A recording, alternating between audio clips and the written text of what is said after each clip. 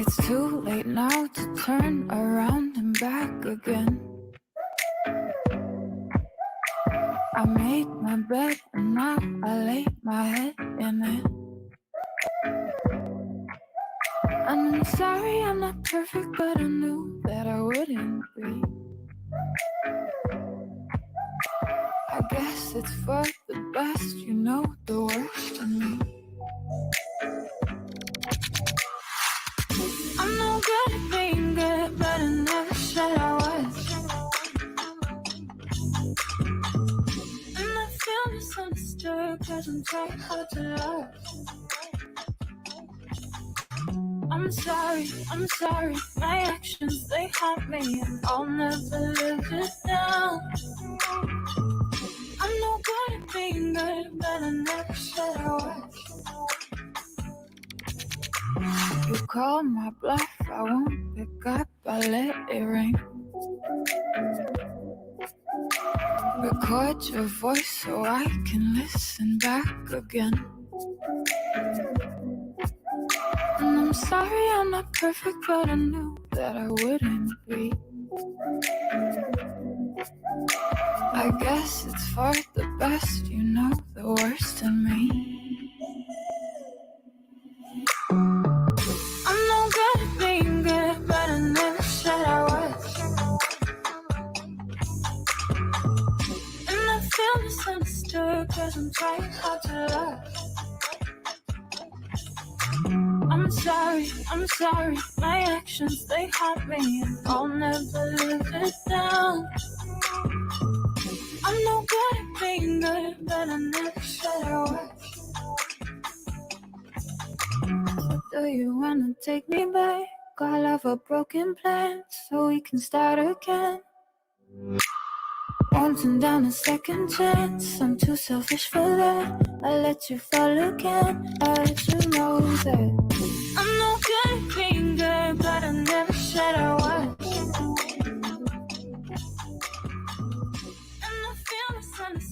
'cause I'm trying hard to love.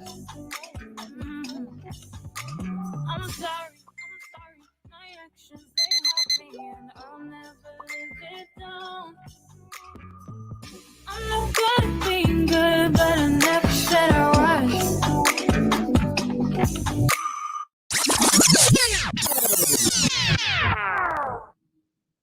Coffee and charts, we're in the building. We are in the building. All right, I hope my audio is coming through clear. Should be. Audio should be good.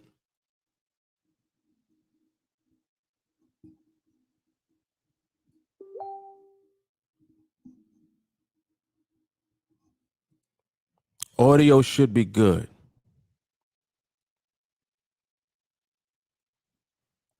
All right, so if you guys have questions, please feel free to ask whatever your questions are.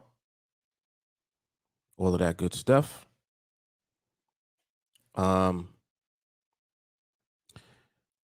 If you're new to the platform, this is TeamAlliance. Right now I'm doing, this is Coffee and Charts, which is one of the observations that we do in the market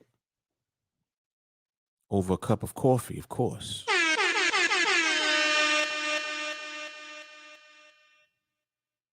Yep. I got some good coffee on deck this morning. Well, this afternoon now. I guess it's morning for some of y'all, but the majority of us here on the East Coast, it is afternoon. It's 1:20 p.m. to be exact. All right, so let me see. If this is your first time here, make sure that you like the video, whatever platform that you are tuning in from.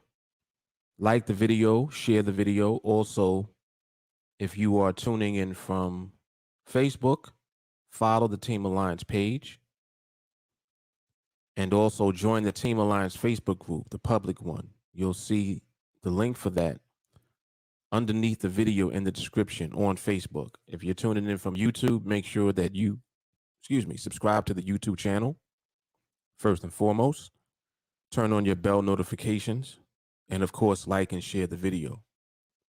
And if you're tuning in from Twitter, be sure to retweet, like and share the video, and follow on Twitter as well. All right. And that's about it, man. So we're going to do some observation. It's Friday, July 30th. This is volume number 14, I believe, of Coffee and Charts. So we're going to get into it. So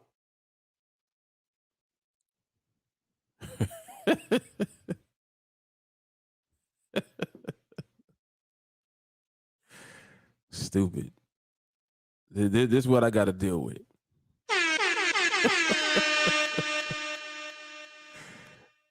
Oh, snap.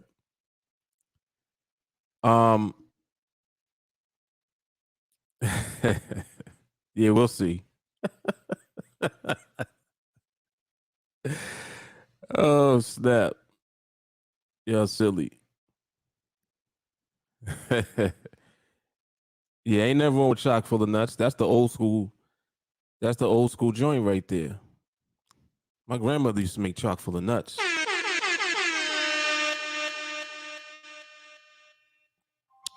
Then she went to Folgers. Come on now, who's this? I don't know you. Get out of here. Yeah, she went to Folgers after years and years of chock full of nuts.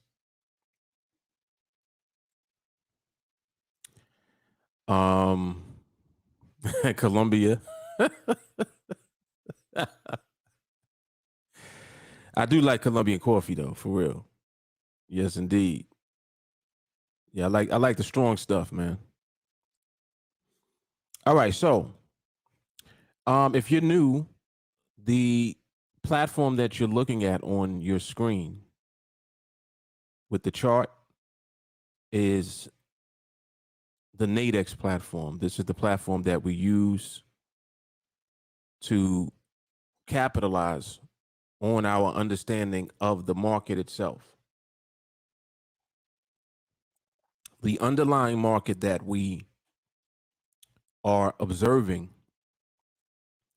and using for the information to trade with is in the Forex market. I personally am using the euro dollar. And the euro dollar is a Forex market. It's a foreign exchange market. So some of you may have heard of Forex before.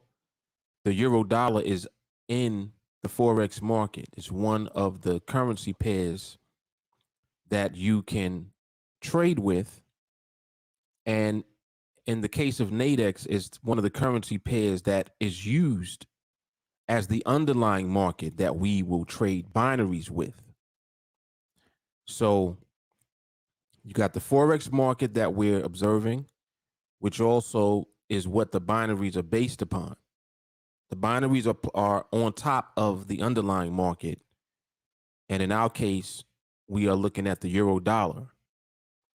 That's the underlying market that all of this information for these 5-minute binaries are based on. So in order for me to trade these binaries, I am looking at the information coming from the euro dollar. Okay, that's how binaries work. For binaries, you need an underlying market from which to base all of the information about the binaries on. All right, so that's what we are using here on NADEX. As I said, euro dollar is my currency pair or my market of choice. There are other markets that you can actually use. For example, you got the Aussie USD, the pound USD, the dollar yen, the euro yen, pound yen, and the USD CAD. So you got a total of 7 different markets that you can trade these binaries with. These are the 5-minute binaries. And that's why it says Forex here, because all of these are Forex markets. But they are 5-minute binary options that we are trading. All right. So the options themselves are what we trade, meaning that's how we're going to make our money. What you see me doing on the chart, you see a green box, you see red and blue candles, and you may be trying to figure out like, what's the box for? Well, the box is the way that we focus in on the market's movement.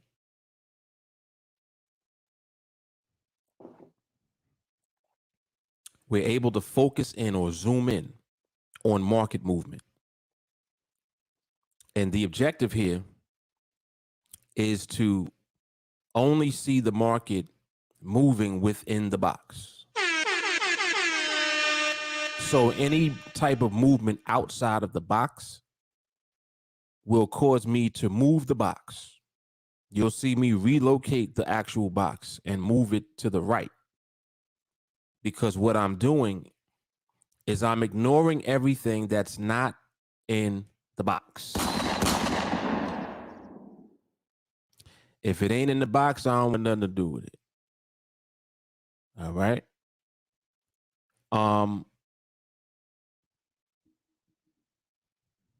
J. Carl, you gotta relax.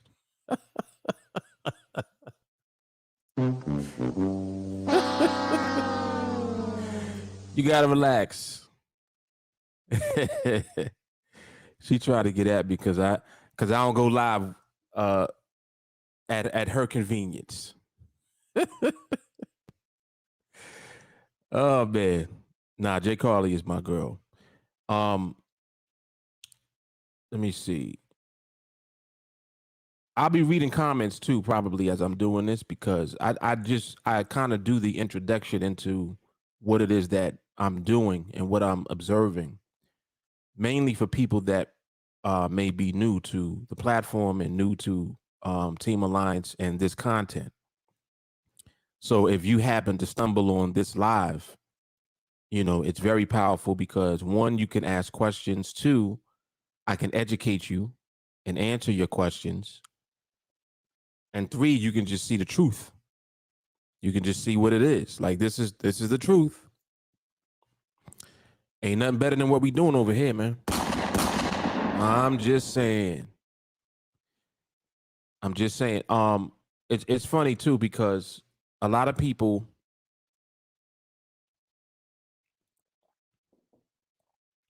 that I speak to periodically, they always want to know, more, Mark, is there anything else that you are into? Like anything else that you invest in and this and that? What about stocks and what about crypto? And when I really think about it, I'm like, you know what? If I didn't do anything else, I'd be just fine. Like literally. If I didn't do anything with crypto, if I didn't do anything with, real estate investments, if I didn't do anything in the stock market, I would be just fine right here. And that's a powerful statement.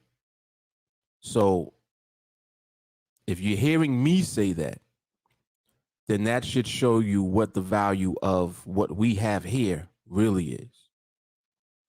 We don't need anything else. Okay? Sure, we can do anything else that we want to do. Of course. I dabble around in real estate. I got stocks. I'm buying Bitcoin. All of that. Do I need to? No. And I don't need to because of this. What you see right here, right there on the screen. This NADEX is crazy, man. Like this makes everything that we are capable of doing come to life. And by us just focusing on training and elevating and continuously sharpening our skill set, that's all we got to do. We don't got to do nothing else. Like, spend your time training and focusing and elevating your skill set. That's it. Rinse and repeat of that, because this is way more valuable than anything else that is out there that you could possibly ever do. All right.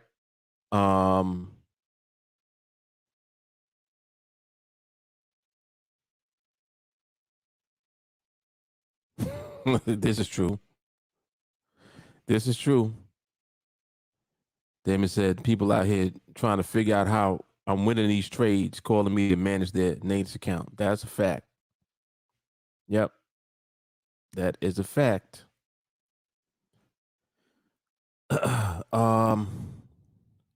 Walker says, just thought about how we're told to think outside the box growing up. He says, now we're trained to think in the box for freedom.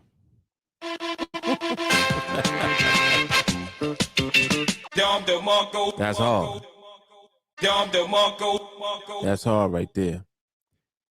Alvin, what's happening? Damon says that shows how much you can make with this thing. On another note, Mark is living in New York, one of the most expensive states in the country, and he doesn't have to get up early. That's fact. So think about that for a second. We have a once-in-a-lifetime opportunity here, and bless. 100%. 100%. That's why I always make sure that, I bring certain things to folks' attention, because I'm like, focus on the right things. Focus on the right thing. To me, there really shouldn't be nothing that you're doing once you stumble on this. Well, Mark, what are you saying? You're saying I should just forget about everything else? Yeah. Yes, that's exactly what I'm saying. That's exactly what I'm saying. But Mark, I want to be diversified. Well, you can diversify. That's great. However, you need money to diversify with.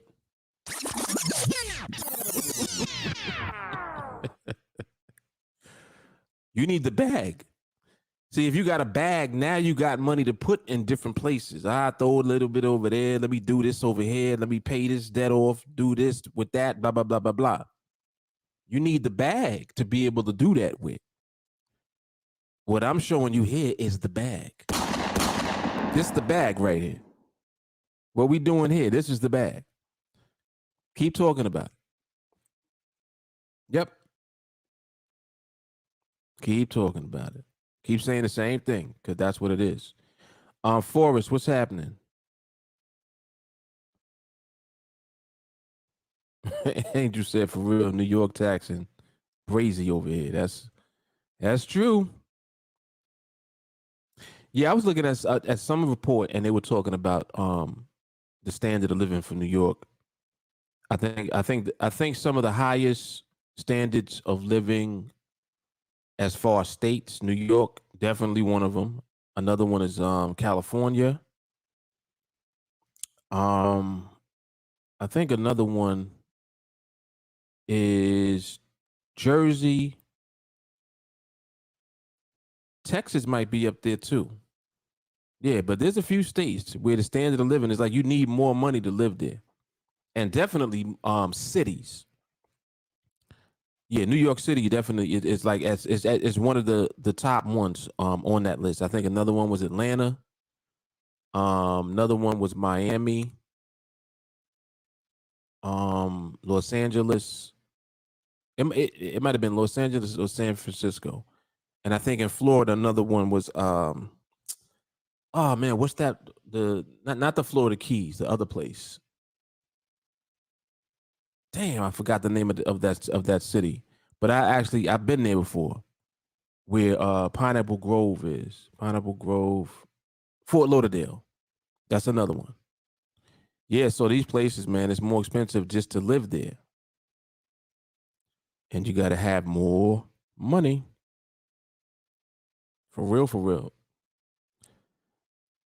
Um, Pele's Mark, if you had no job and $1,000, would you trade full time? Would I trade full time if I had this skill? Hell yeah. If I didn't have the skill yet, I would have to get it. I would have to get it first.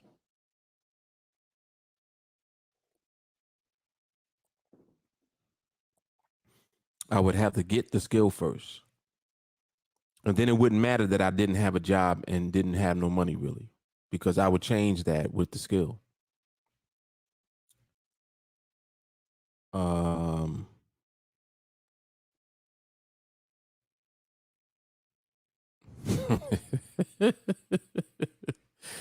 we diversify with multiple tickets. That's funny. Shawnee said, got to become a specialist. And this is the niche that is the best, period. 100%. Andrew said, people be trying to build multiple streams of income and their first one ain't streaming.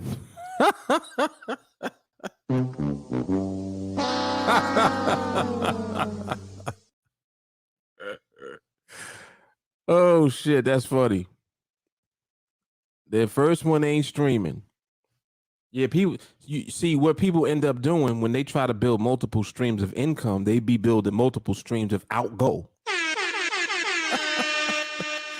It be money going out. It don't be money coming in. That's for real. Yep. Let me see. Maui Jeff, what's happening? Paley said diversifying is for the procrastinators. Focus on one thing at a time. Exactly. Yep.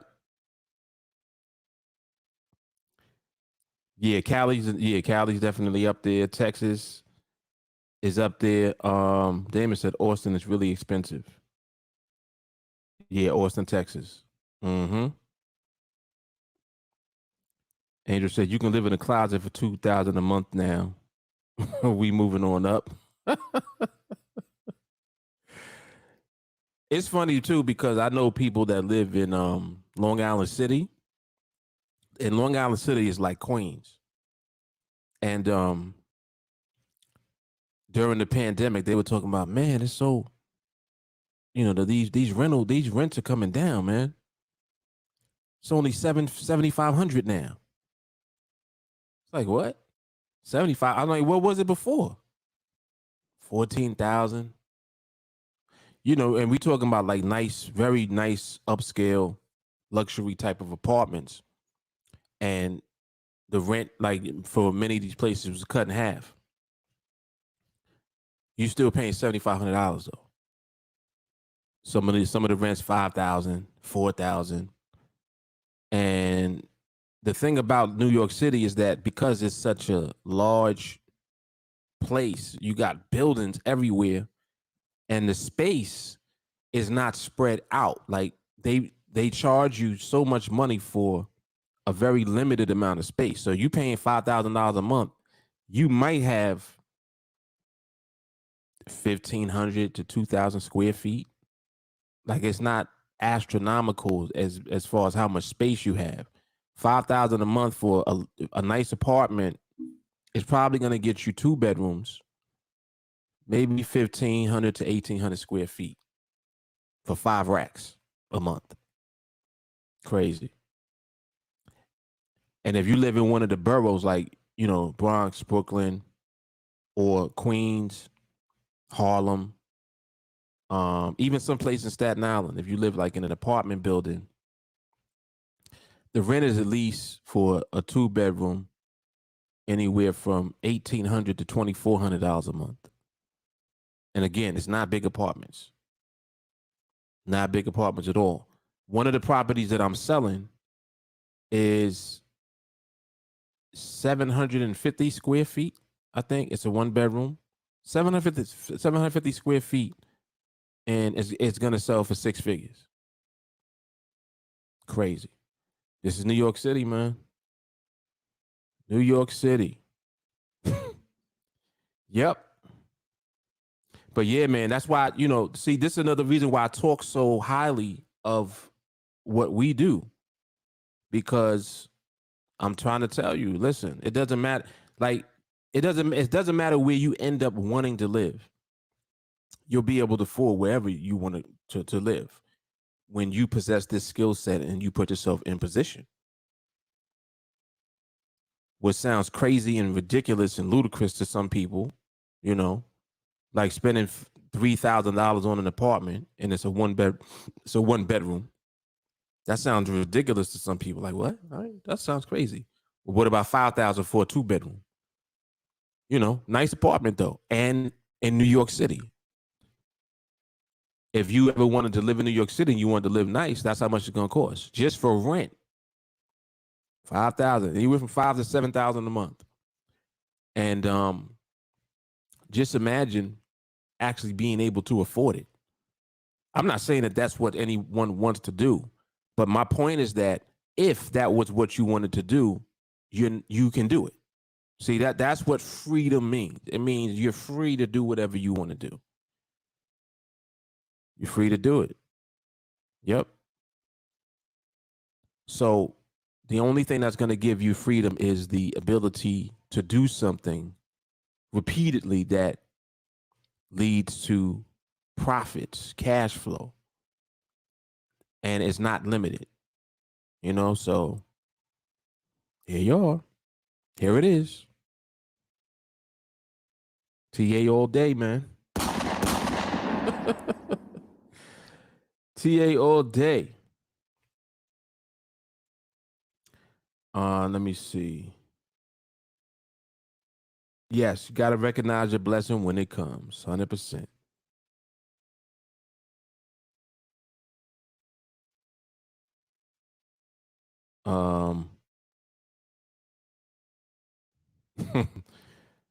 Paley said multiple distractions is what it is. Right, trying to get all these income streams. Crazy. Shawnee said Connecticut is crazy too. Yeah, Connecticut is a little crazy. Yeah, you're right about that one. Yeah, my sister live in Connecticut. The part that she's in is not that bad, but yeah, it's up there. Yep. Damon said all the Northeast except for Vermont. But who wants to live there? Oh man. Mm-mm. Yeah, Houston, that's another one. Mm-hmm. Angel says she got friends that mashed together in an apartment in Brooklyn paying more for less space than they had upstate. Yeah. Yeah, Brooklyn is crazy now. Brooklyn is crazy now. If you live, let me just think of areas because they like gentrification has taken its course also throughout different areas in New York City. In Brooklyn, shit, Crown Heights. Crown Heights is expensive now. Some parts of Bed-Stuy, Park Slope, um, where else? Only place is not like astronomical is like Brownsville, but that's the hood. East New York, that's the hood. Like you don't want to live there. But other places, rent is going up. Even with the COVID and all that, rent is going up. What other parts of Brooklyn?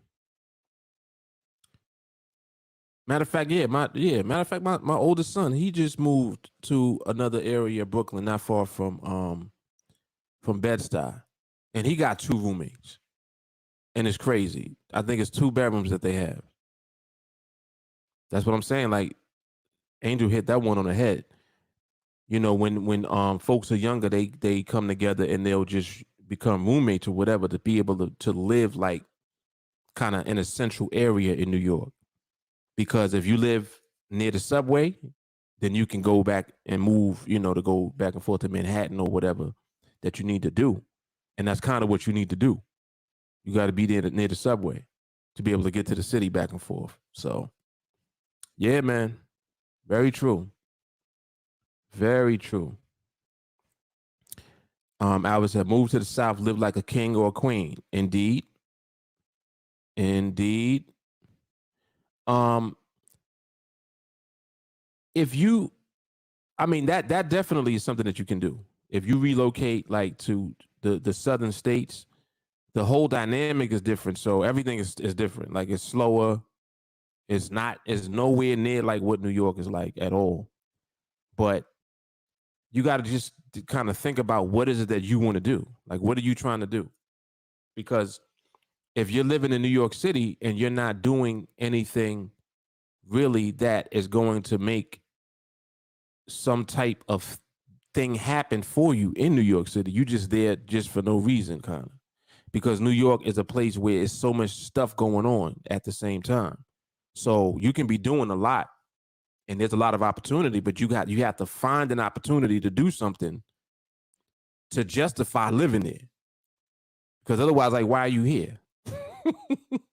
You just here paying mad money just to live here. You know what I mean? So you have to figure out a way to tap into opportunity being in New York. And I would say that that's the case really for any like major city, any metropolis. You got to tap into opportunity, man. Otherwise, what are you there for? If you ain't doing that, move somewhere where it don't cost as much to live there. For real. Yep.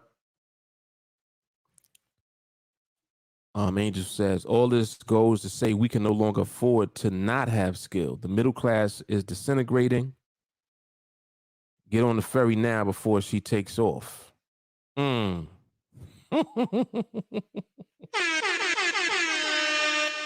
That's hard. And true. Shawnee said he got a cousin in Jersey City, downtown, and the law paying $3,300 a month. He says she a clown.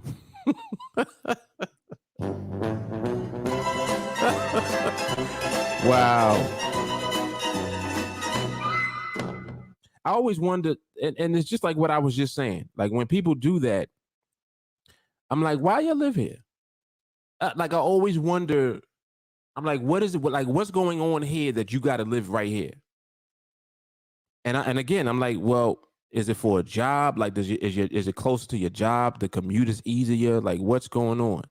Because if it's not for that, like if it's not for your job or for your career or for, if you're a business owner or something like that, why are you there? I always ask people that. I'm like, You know, what you got going on here that would justify you paying this much money to live here? Because if your opportunity, you know, or whatever you're doing is not in excess of what you are going to spend to live here, you might want to reconsider. Like, for real. You just might. Might want to reconsider.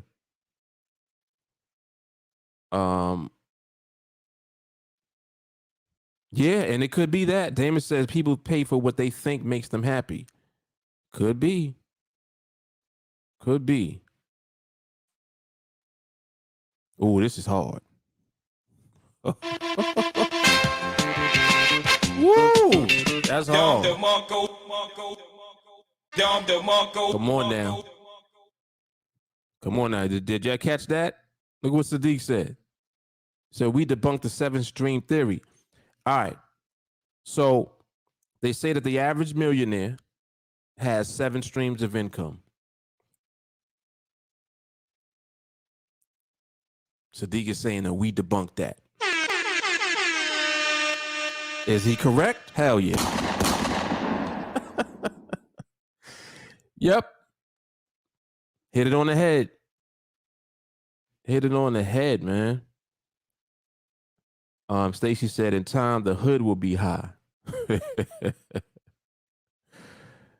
Oh, man. Angel said, I'm planning to cheat on New York with the South while I build my wealth, live low, craft high, and then I can come back. Smart girl. That's a solid plan right there. Jelani, it's definitely happening everywhere where I'm at. People with money are trying to get closer to the city and push the people who don't have money to the suburbs, gentrifying at its finest as well. Indeed. And that's in Chi-Town. That's in Chicago. Oh, she said it's only 20 minutes away from the city, from Jersey City. Where'd she take the PATH train? Or she take the ferry? 20 minutes. Jersey City. Yeah, because Jersey City, unless maybe she commutes through the tunnel. She might go through the tunnel. Because Jersey City is not far. Maybe she does that. Well, I mean, I hear that. 20 minutes away. I hope that whatever that job is, man, it pays. Yeah, but this is all true talk, man. Damon said gentrification caused everything to be flipped, going back to the old days, rich closer to the city, the poor on the outskirts. And that's like someone said it a moment ago, like the middle class is disappearing. So it's kind of like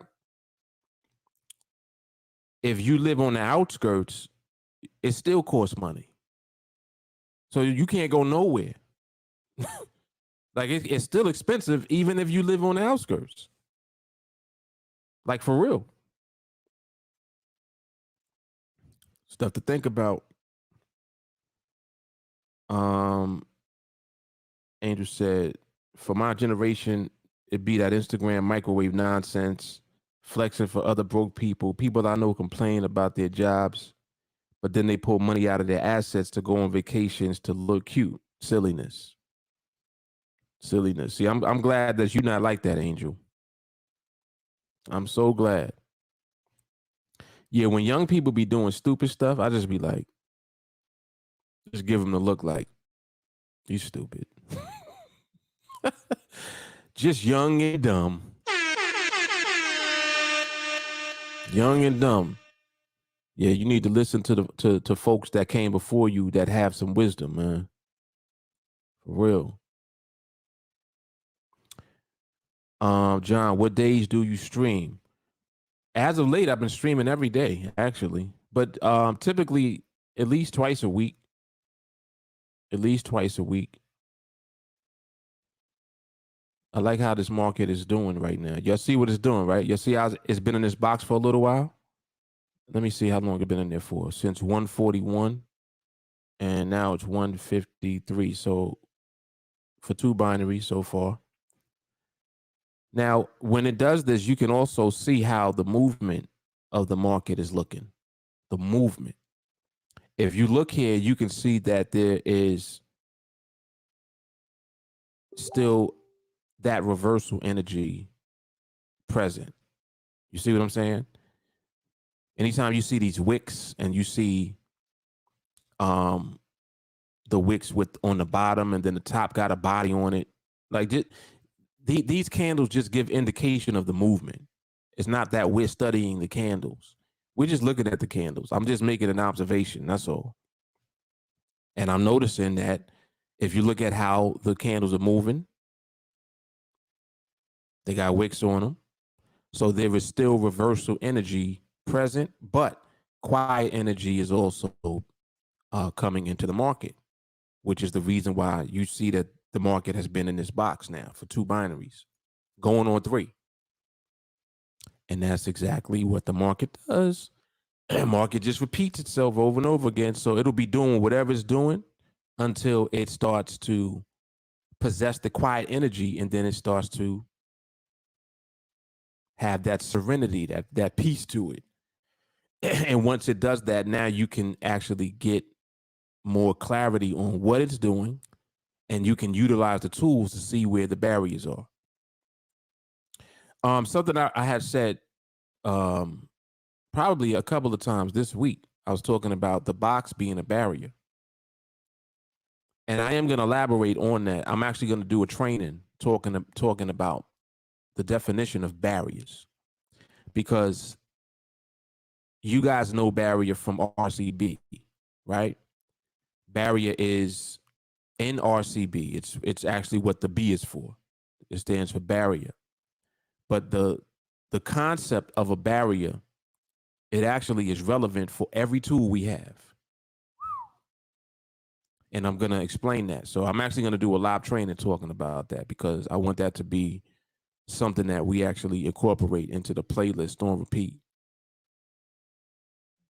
Yes, indeed. So that'll be coming soon. I'm probably going to try to do that next week. Yep, going to try to do it next week. Shawnee says, my motto was high production, low consumption. That's right. Yep. Oh, she going through the tunnel. Yep. Yep. Oh, what? Angel, your friends is doing this? What? Oh, boy.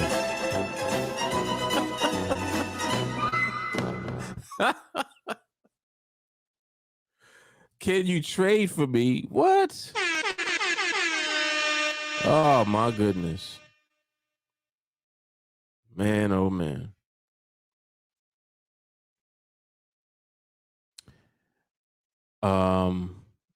She says, I'm scared to turn at 30 and still be asking what's the moves. Like, we grown now. The moves are consistency and wealth, period. Say it again. Say it again. Yep, that's wise young lady right there. Yeah, man.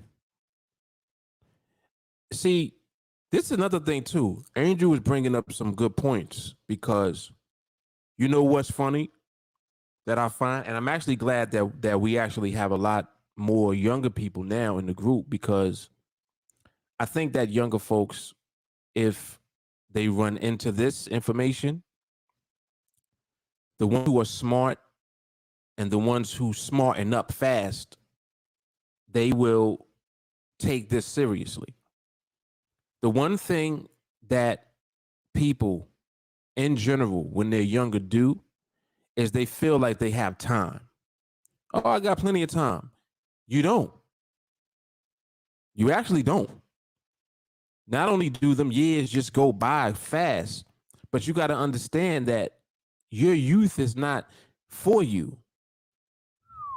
Ouch. See, young people don't like to hear this shit, but I'm going to tell you the truth. You think your youth is for you, messing up, fucking up, fucking off, doing whatever you want to do, running around acting stupid. Get it all out your system. No. What'll end up happening, you're gonna waste the most important time of your life, actually, if you do that in your younger years.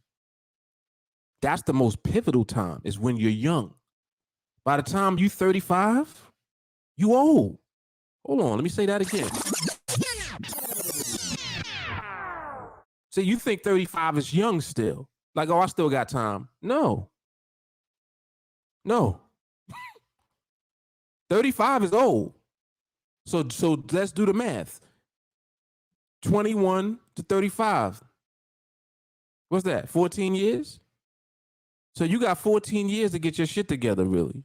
And really less time than that, because 30 is really the pivotal point. When you hit that 30 threshold, it's like, oh shit. You understand? 35, you should really be getting established fully. All the time up to that should be you building. It's going to take that long for you to build something. It takes 10 to 15 years to build something. So if you're not using your early years to build, what are you doing? You're wasting time. Just wasting your time. And that's why when I look back and I look at myself, I'm like, see, I did that. I put the work in early. I was doing it even before I was 20. You got to understand, when I started learning about the financial markets, I was 12. 12 years old. By the time I was 14, I knew shit. By the time I was 16, I had accounts. I was 16, I had accounts. I used my sister's name because she was old enough to have the account in her name. She didn't even know I had the account. Open accounts in her name for my benefit. It's called a uniform gift to minors. Because I was under 18 and I couldn't do it myself. So by the time I become 18, then the account becomes mine. So by the time I was 16, I had accounts. Investment accounts. Hold on.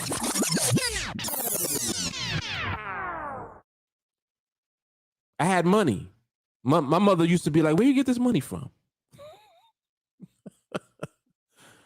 I was investing.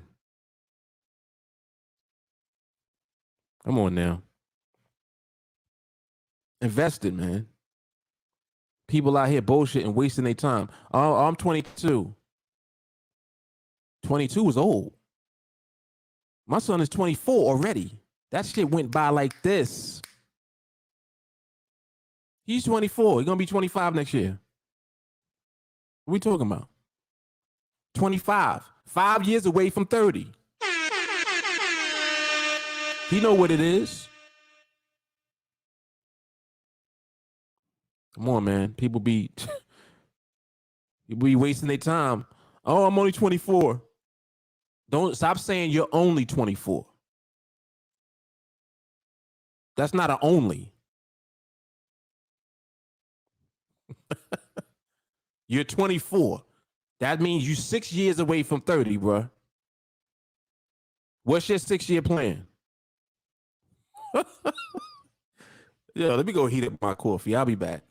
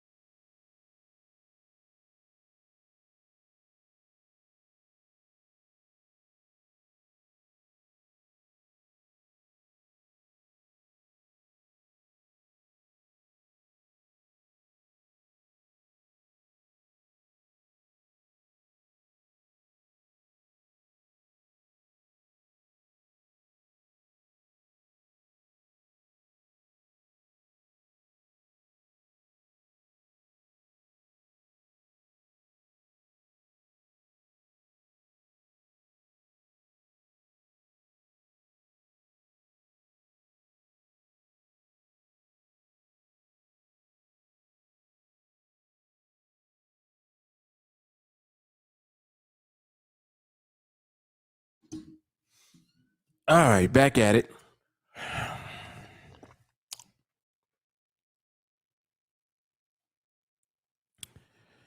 Back at it. I see we still in the box too. Movement need to clean up though. Got some wicks in here. Looking a little wicky. But we gonna get through it. Oh, excuse me.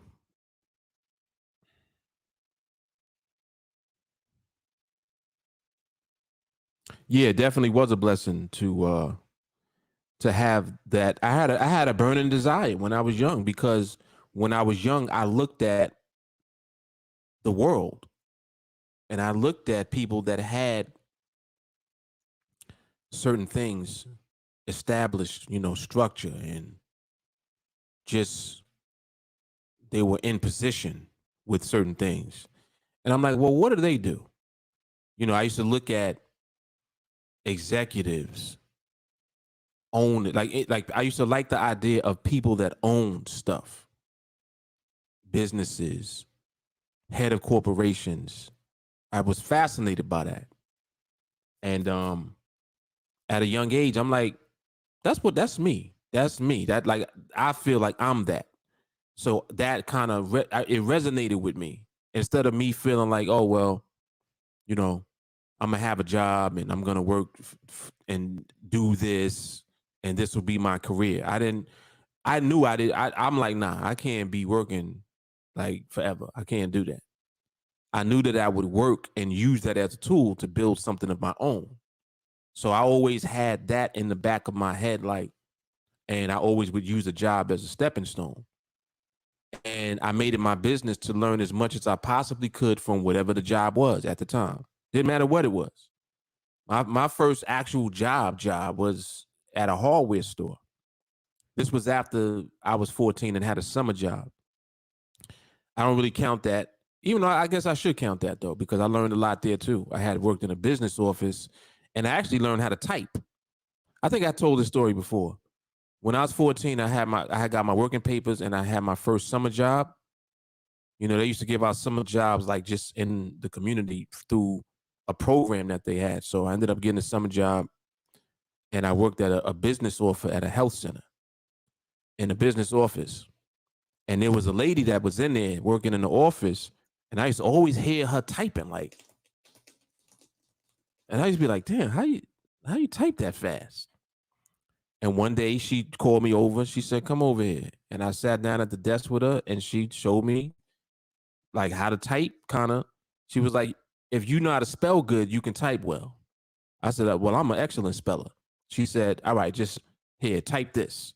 She gave me a sheet with stuff on it and I typed it out. And I naturally was able to figure out like where the keys were. And she was like, all right, so you kind of getting the feel for where the keys are? I was like, yeah. She said, now do it faster. And I did it faster. And probably within like 2 weeks, I learned how to type 100 words per minute. Just like that. So that's what I mean about like wherever you are, whatever job that you're on, because the kids that I used to be working with in the office, they didn't want to do anything. They was in there hanging out, playing games. I'm like, y'all stupid. I'm gonna learn something while I'm here. They used to send them on errands, like, here, go to the store, get us some sandwiches. I'm like, I'm not doing that. I ain't getting nobody shit. I'm staying in the office. I'm gonna learn something. And that's exactly what I did. I stayed in the office, taught myself how to type.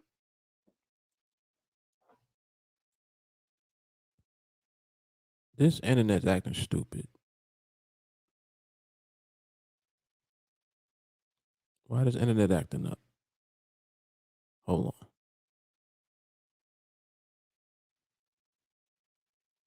All right. I don't know what y'all heard just now, but it might have been chopped.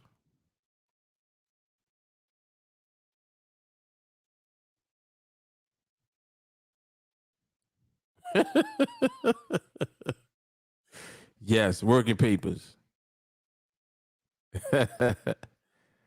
Yes, indeed. Working papers. I used to love my working papers. You kidding me? I was like, I got my working papers, man. Shit. Give me some money this summer. Oh man. Let me see. Let me come back some.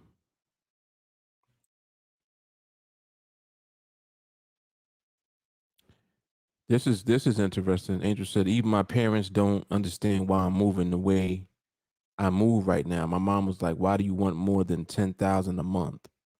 I said, inflation and independence and family. Yeah, because man, so you're gonna make me start talking about all type of shit. If you want to have a family, right? And I guess some people don't. What's up with this internet? Hold on, man.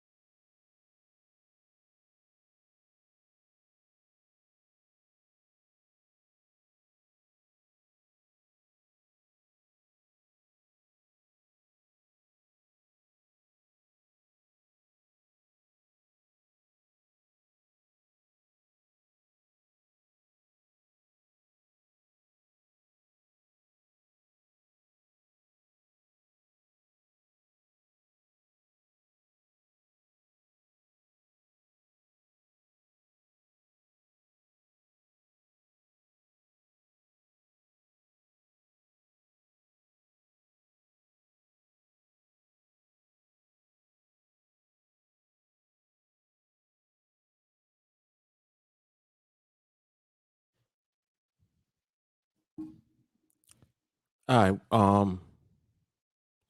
See, I can't tell if this thing is on or not. Do you hear the audio coming through? Is it chopping? Like right now, as I'm talking now, is it chopping now, or is it good?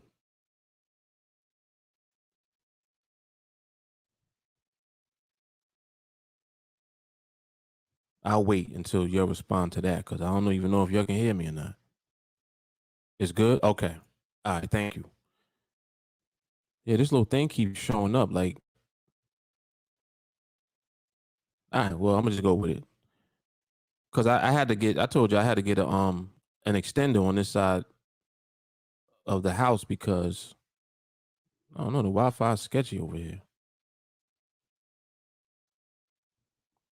Like I'm literally in the corner office. Literally. All right. So I forgot. I don't know what I was talking about. I was talking about something. Let me come back to the comments. I'm pretty sure I was responding to something in the comments.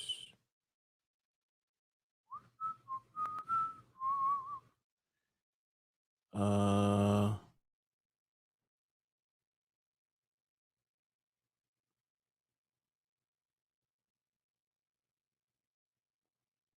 yeah, there was some good stuff in here. I didn't want to miss nothing. Oh, the 10,000 a month thing. That I was about to start talking about that. Maybe I'll save that. But yeah, but if you want a family, 10,000 a month, that's for starters, depending on the size of the family you want. There's another thing too about like younger folks. Young people don't be knowing what they want either. And they'll wait too long, and then by the time you wait, you're too old to have what you figured out that you want. So you need to figure it out early. You need to know early. Do you want to be married? Do you want to have kids? How many kids do you want? You know, that type of thing. For guys, you got to get your pocket straight if you want a family, man. Got to get your money right before you start making your babies.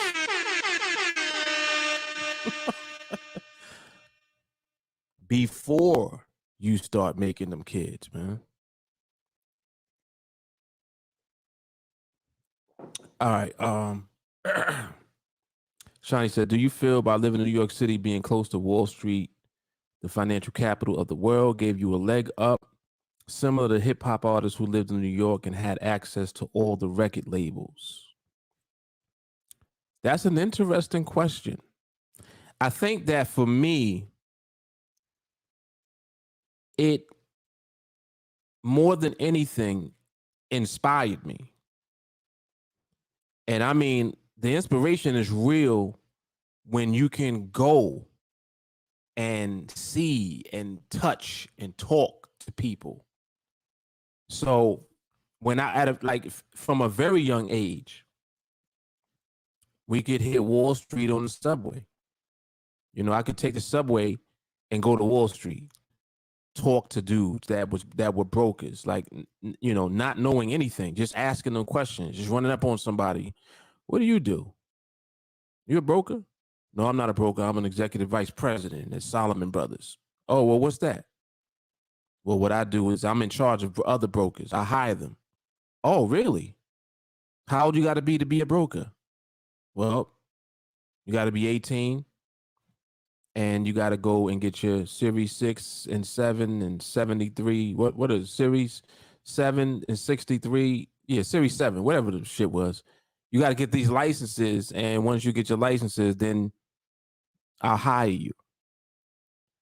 Literally, this was a conversation that I had with a guy when I was 13. He was coming out of he might have been coming out the New York Stock Exchange, the building. Oh no, he wasn't. He was coming out of the building on the side of that where the New York Stock Exchange is, because that's on the side street when you coming down Wall Street. It's on one of the side blocks. So yeah, I asked him that. I said, "Yeah, what do you do?" And he told me what he did, and he told me he hired brokers, and then he told me what a broker was, and you got to get these licenses, and that was my introduction into what brokers did. And just as time went by, I just started looking at, you know, just looking into stuff on my own. Like, let me find out what a broker is. What do they do?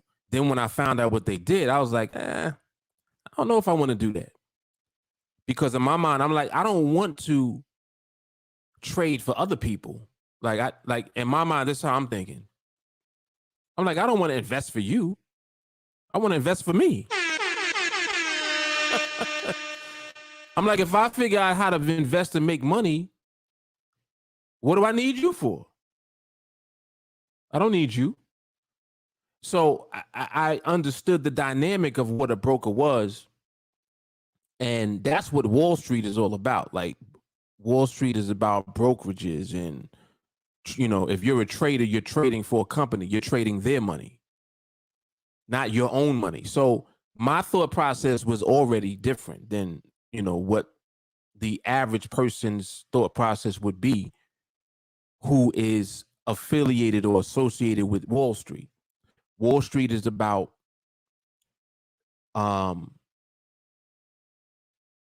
brokerages. Like, someone investing your money. And that's not what I wanted to do. I wanted to put it like this. I wanted to trade for myself.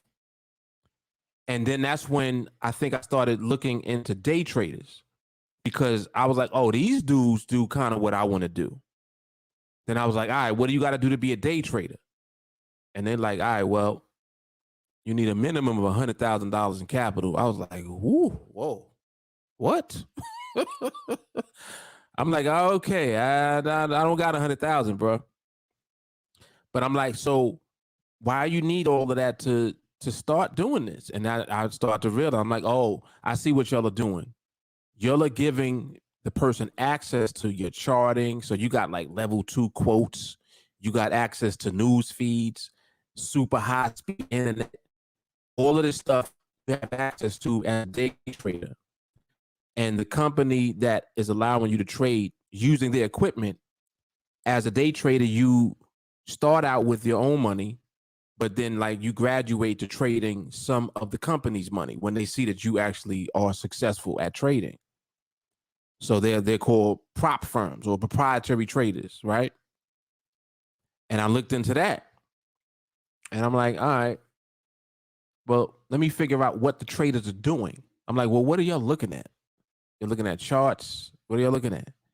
And that's when I started to figure out, like, all right, it's all it is information that they're looking at. They're looking at the same information that you can look at on a chart on your computer. And once I found out that that was the case, that was it for me.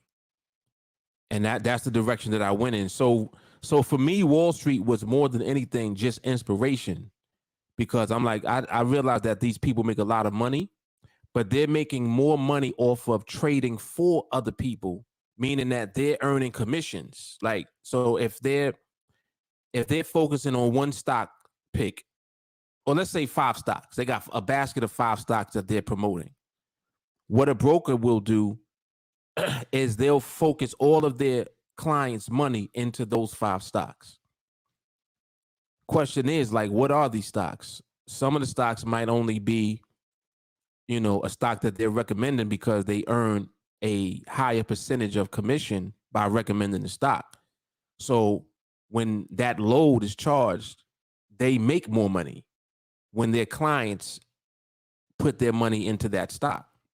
So their whole objective is to get new clients and put all the new clients' money into that stock, because that's where they earn the highest commission. You see? So that's what the Wall Street game was. And I was like, I don't really, that's not me. I didn't want to do that. Now, later on, I did actually become a broker. I had become an apprentice to an actual broker. But I did that just to learn the ins and outs of what it was, because I always was, learning and soaking up information like a sponge. So I did it for that purpose. But I would say that what I ended up doing, I could have done even without being close to Wall Street, because I knew what it was that I wanted to do. And what I wanted to do wasn't be on Wall Street. That's not what I wanted to do for myself. So it was a matter of becoming educated. I'm like, all right, what is all of this stuff? What's a broker? What's a prop firm? What are day traders? What's the difference between them and floor traders? What do floor traders do? Oh, they at the Commodities Exchange. They're not even on the New York Stock Exchange. What's the NASDAQ? What's the over-the-counter stocks? What's the pink sheets? Like, I'm educating myself and learning about all of this stuff. And I could have done that without Wall Street. So even if I didn't have access to Wall Street, I still would have ended up doing that, because that's where my focus was learning and becoming educated on just the financial markets, period. So I don't think that I necessarily had a leg up as far as access to the information, but I do think that I did definitely get the inspiration because I was right there. So when you seeing these dudes, you're like, yo, I know this motherfucker make a lot of money. But what did he do though? Like you're trying to figure out what they do more than anything. So that was me. I was trying to figure out what these people were doing. So I would just run up on them. What do you do? Yeah, man. But that was a good question. That was a good question. This is hard right here. Walker said, Dad, I got time. It's some lazy BS. Yeah, you have time. Stop wasting it to learn the skill that'll give you options with the time you have. Yeah. Yeah. That's it right there.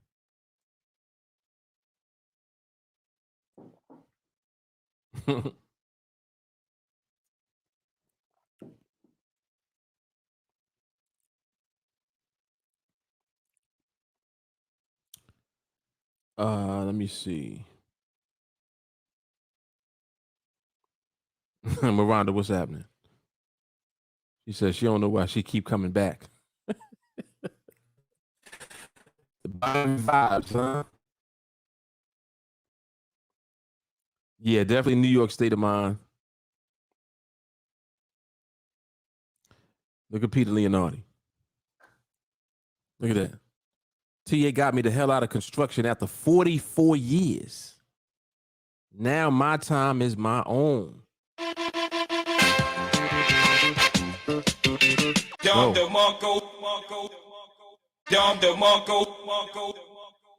Let's go.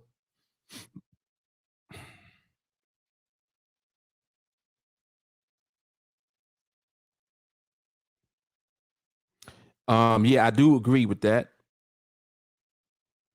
Definitely should prepare for survival. I agree.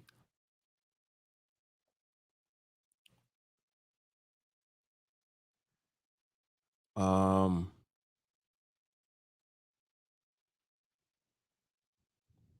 said, "Good thing you had an open mind." Yeah, and from a very young person, I did, because I just was like, man, it just seems like life goes by fast. I was saying that when I was real young. I was 10, and I'm thinking like this. I'm like, life goes by fast. I'm already 10 years old. Then next thing you know, I'm 12. I'm like, shit, 8 years, I'm gonna be 20. And see, you're not thinking about it when you're young because you in the moment and you trying to enjoy the moment. But I was never thinking about now. I always was thinking about, well, what am I gonna be doing when I'm 20? By the time I'm 20, I don't want to look like how a 20-year-old now looks to me. I'm like, y'all ain't doing nothing. I didn't want that to be me. So I always was forward thinking, always. So yeah, that definitely led to, me being able to take advantage of opportunities and things of that nature.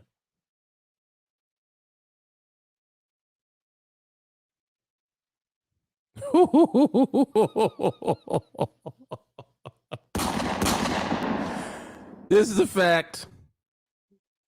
This is a fact. But see, all right. See, this is what I gotta do. I've gotta do I gotta get the conversation with the Fullers back because we got a lot of stuff to talk about. We got a lot of stuff to talk about, man. Shawnee says, as far as having a family, I learned the hard way. Women don't build, that they move in. Now, that's very interesting. But see, the thing about that is that men are the builders. Now, I'm talking about traditionally. Man has built the whole world that we live in, was built by men. Absolutely. Now, the participation and the role of women, now, if you look at it, there's a whole narrative that's different because it's like, well, as a woman, you don't want a man to take care of you. And it's like, okay. Wonder why you're saying that. Then when you look at it, you're like, oh, I see why you're saying it. Because you're looking at how men are. So when you look at men that are not builders, that's the example that you have to use. If I was a woman, I'd be like, I don't want him either. I definitely don't want him. But the actual role and the purpose of a man is to be a builder, to be a go-getter. It's like your job and your duty is to get it.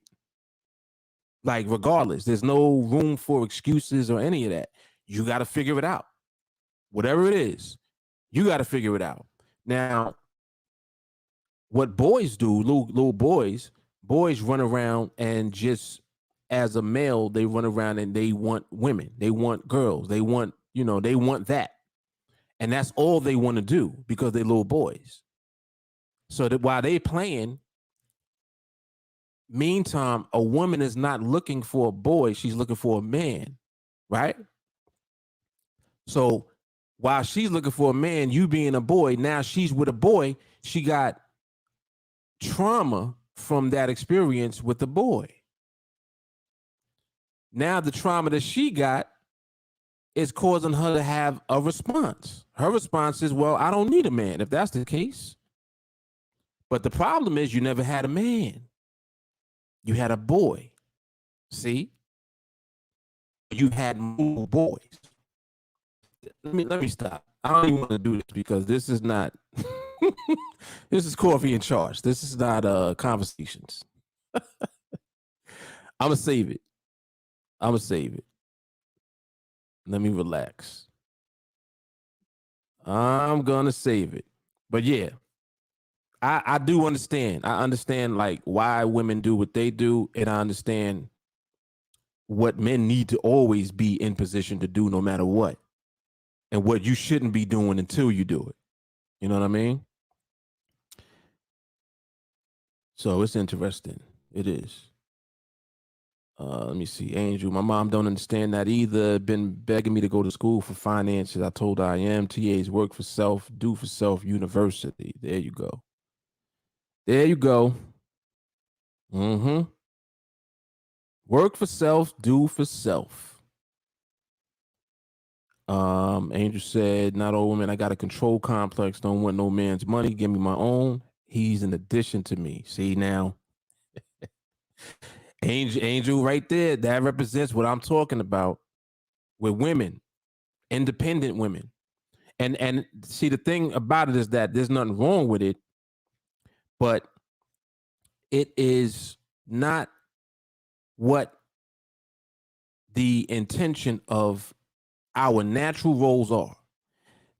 Let me explain, because I don't want people to be flipping on me either. Like Mark said this. Nah, I'm only saying it from the perspective of what I know to be true. Men and women, men have a role as men, women have a role as women. Problem is the definition has changed because of the actual roles that people have been playing. There are men that don't play their position. There are women that get hurt because men don't play their position. Now you have women that are hurt, right? That can't be with a real man until they get unhurt. So because they were hurt first, their first experiences were pain. That's not what your first experience is supposed to be. You see, it's supposed to be peace. And the roles are supposed to be defined. What's your role? What's your purpose as a man when it comes to being with a woman? What's your purpose?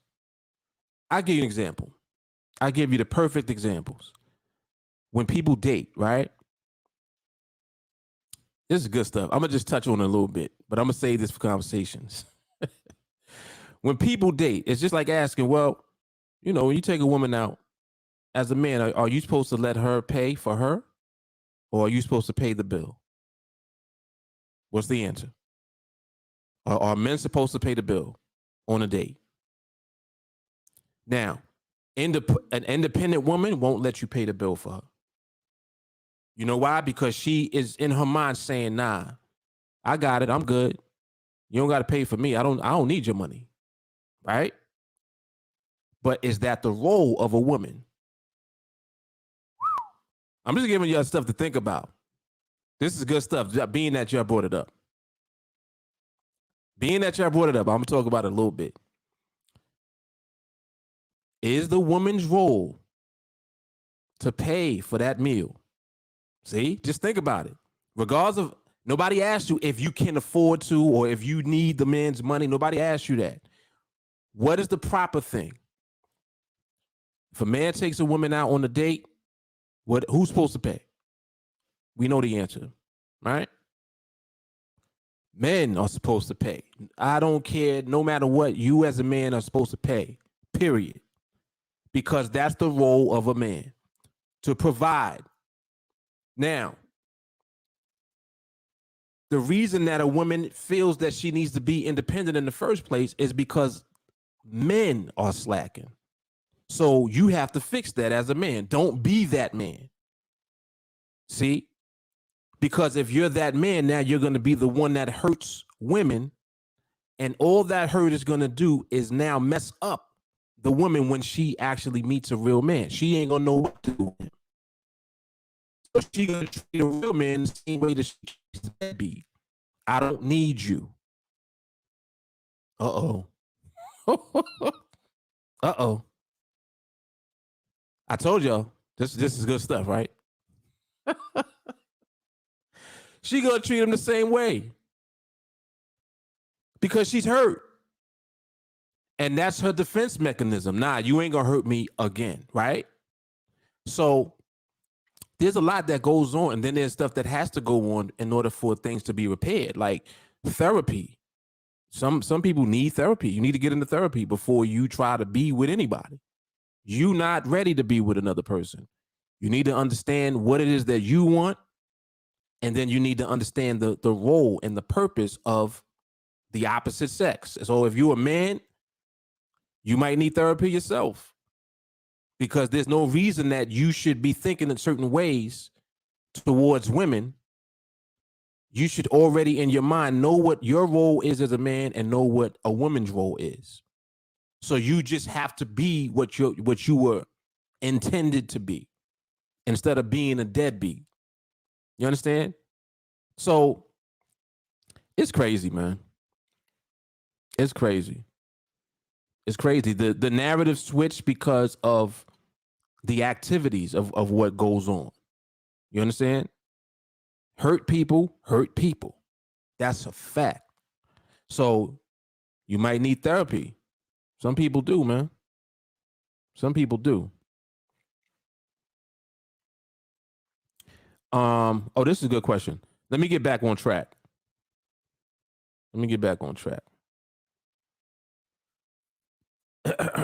Shawnee, no, not Shawnee. Sadiq said, question. Why do we start with $100 instead of the required $250, asking for someone who wants to join us? We start with $100 because $100 is all that you need to trade with one contract. And one contract is the smallest size that you can trade with on the platform, right?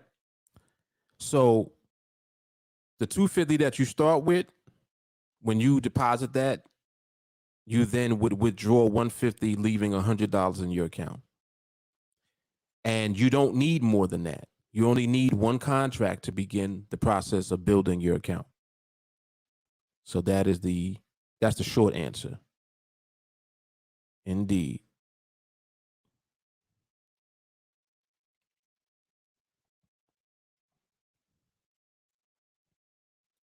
Ooh, look. Whoa. Hold up. Wait. Look at Angel.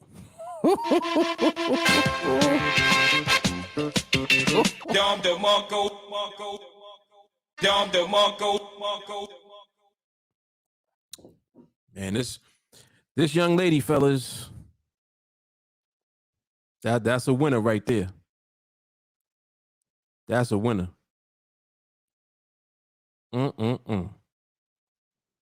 She know what's going on. She know the time. Yeah, I'm gonna bring her back. You know, Lulu backed up now. She got a lot to say, I'm sure. Oh man. Yeah, Angel is on it.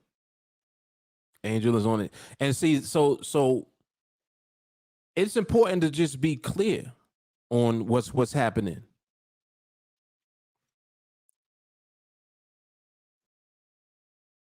Yeah, and I agree. I agree. But see, so hold on. And I'm putting up these right here because these are facts. See, you see what's up there. So men are supposed to be the providers. Absolutely. So then what's the role of women? Uh-oh. Here's where it gets good now. See, I'm gonna save that. I ain't gonna go into all of that. Because what happens in that narrative, people get things twisted and confused. Now, if a man provides, there's certain things that the man deserves. That's why it's called pay the cost to be the boss. You don't just get entitled to the things that a man deserves if you're not a man. What type of man am I talking about? I'm talking about a provider, alpha male, the lion. See, the lion feeds the pride. And what's interesting is that the lion does it indirectly, because what the lion does is it protects the pride from the predators and from other lions, right? He got to keep his weight up and his strength up in order to be the defense for the pride. He's protecting the cubs and he's protecting the lionesses. So the mothers and the childs, right? Kids. So that's what the lion is doing. He's the king because he does that. What happens when the lion can't do it? He loses the pride. Another lion comes in and takes his place. See? This is nature. This is natural. This is a natural thing. So the same thing applies with us as human beings, is just on an elevated level. That's all it is. Men are supposed to be the providers. The same way that women are supposed to be the nurturers. They're raising the children, right? Just like if you know that you want to have a family, the role of men and women in the family is the men work and provide. Women don't have to work because they're working in the home. Uh-oh. Let me chill. Let me chill. I don't want to turn this into something else. This is Coffee and Charts. This is Coffee and Charts. Shiny said Destiny's Child independent anthem ruined everything. Oh, man.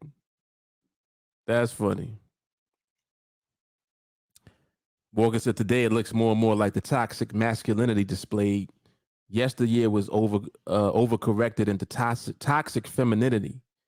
Men hiding and cowering away from their roles, and women trying to be the man. Get him, Walker. Get him, Walker.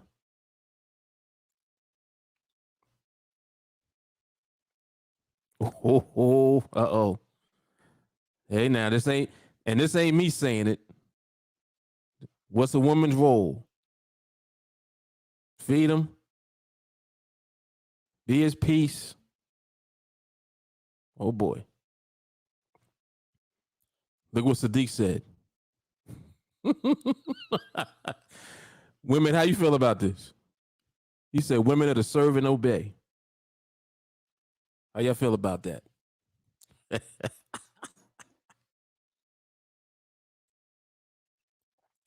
You know, something that I find interesting too is that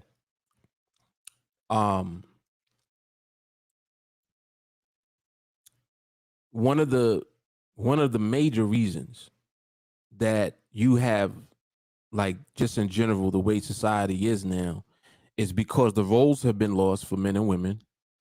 The role of family definitely got lost. So you got all of these broken homes. You know, you got single parents.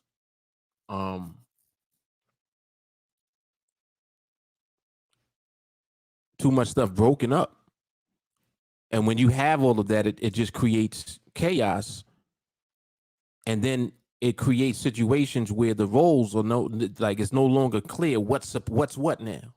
When you got a woman that's left with a child to raise on her own because the father is wherever he's at, doing whatever he's doing, not in the child's life, that's a problem. That's a big problem. So now the woman is forced to be both, but you can't be a man. See, that's the thing. Many young men are raised by women, and you can see it. So it's like now you got a lot of men being raised by women, but there was no manly energy poured into that young man at all because he wasn't around his father. He didn't have the man around him. He had women around him. Mama, grandma. That's a thing. You understand? That's a thing. I didn't know my grandfather. And I'm just speaking just for me personally. I didn't know my grandfather. My grandmother pretty much raised me from when I was younger, as far as when my mom was at work. My mother raised me primarily, and my actual biological father was nowhere to be found. So look at me. I'm the perfect example of what I'm talking about. I'm around my grandmother and my mother and a sister. I had no brothers, so I had no other male figures around me in my immediate environment. I'm around literally women all day. Grandma, mama, sister.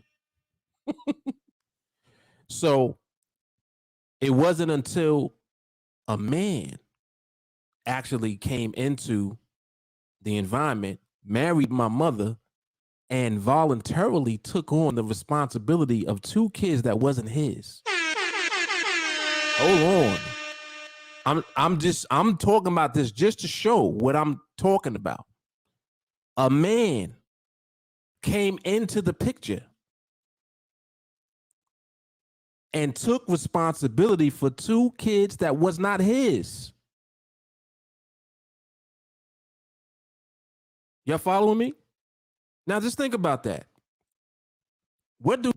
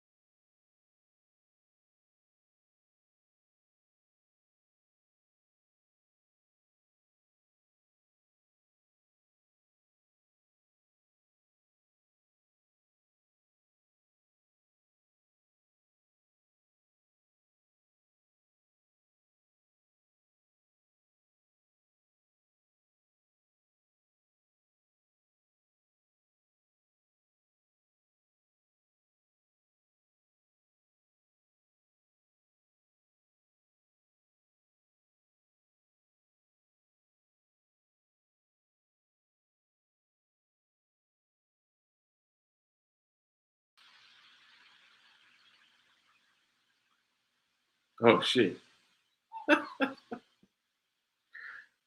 Oh shit. Yeah, I'm busy talking. I didn't even realize this thing cut off. The hell was that?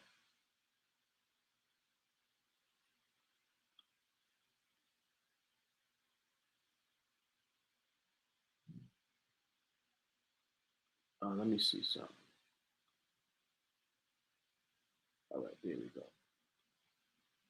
I don't even know what the last thing I said.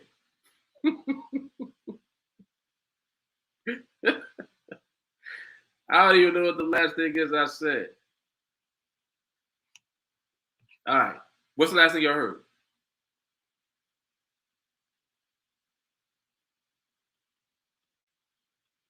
What's the very last thing you heard so I can pick up? Because now I got to finish it. I just started the story.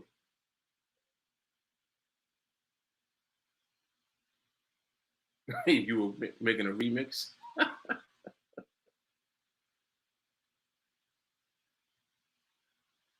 I said, what the? Oh, thank you. There we go, Jake. Thank you. All right. So, did y'all catch the part when I said that a man came into the picture? Because prior to that, I was around women. I was around my grandmother, my mother, and my sister. Right?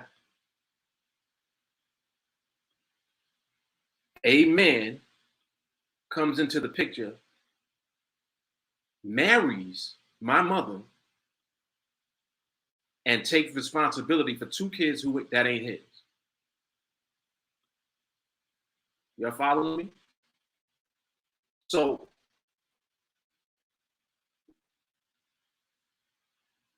when I talk about him, I never refer to him as my stepfather. I like literally, not once have I ever called him my stepfather.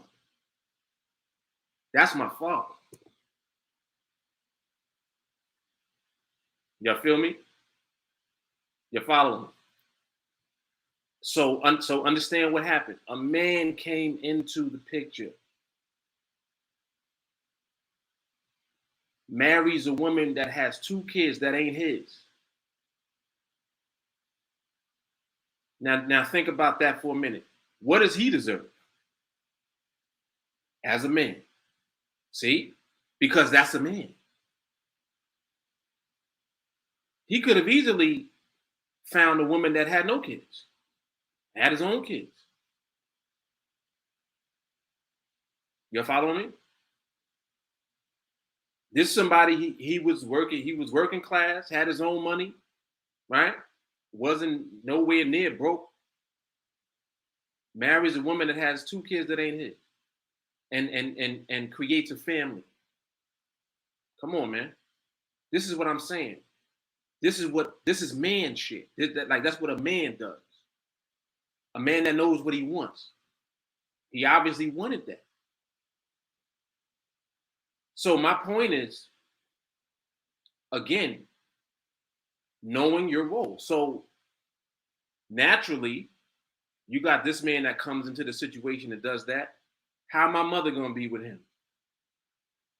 How's she gonna be? How you think she gonna be? She gonna be a woman because she's next to a man. See, she knows she's not a single mother. She's not forced to try to be the man for me and for my sister. A man came. Come on, man.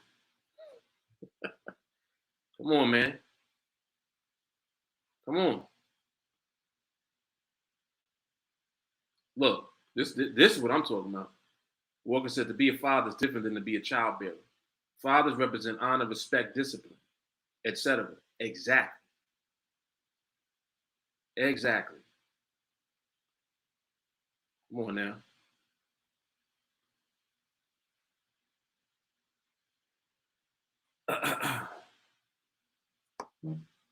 The button ain't working? Hold on. I think my audio is acting funny. Sure is. It ain't coming. It ain't coming through the studio. Thank you, Angel. I'm doing all that talking. And I ain't even talking to the mic.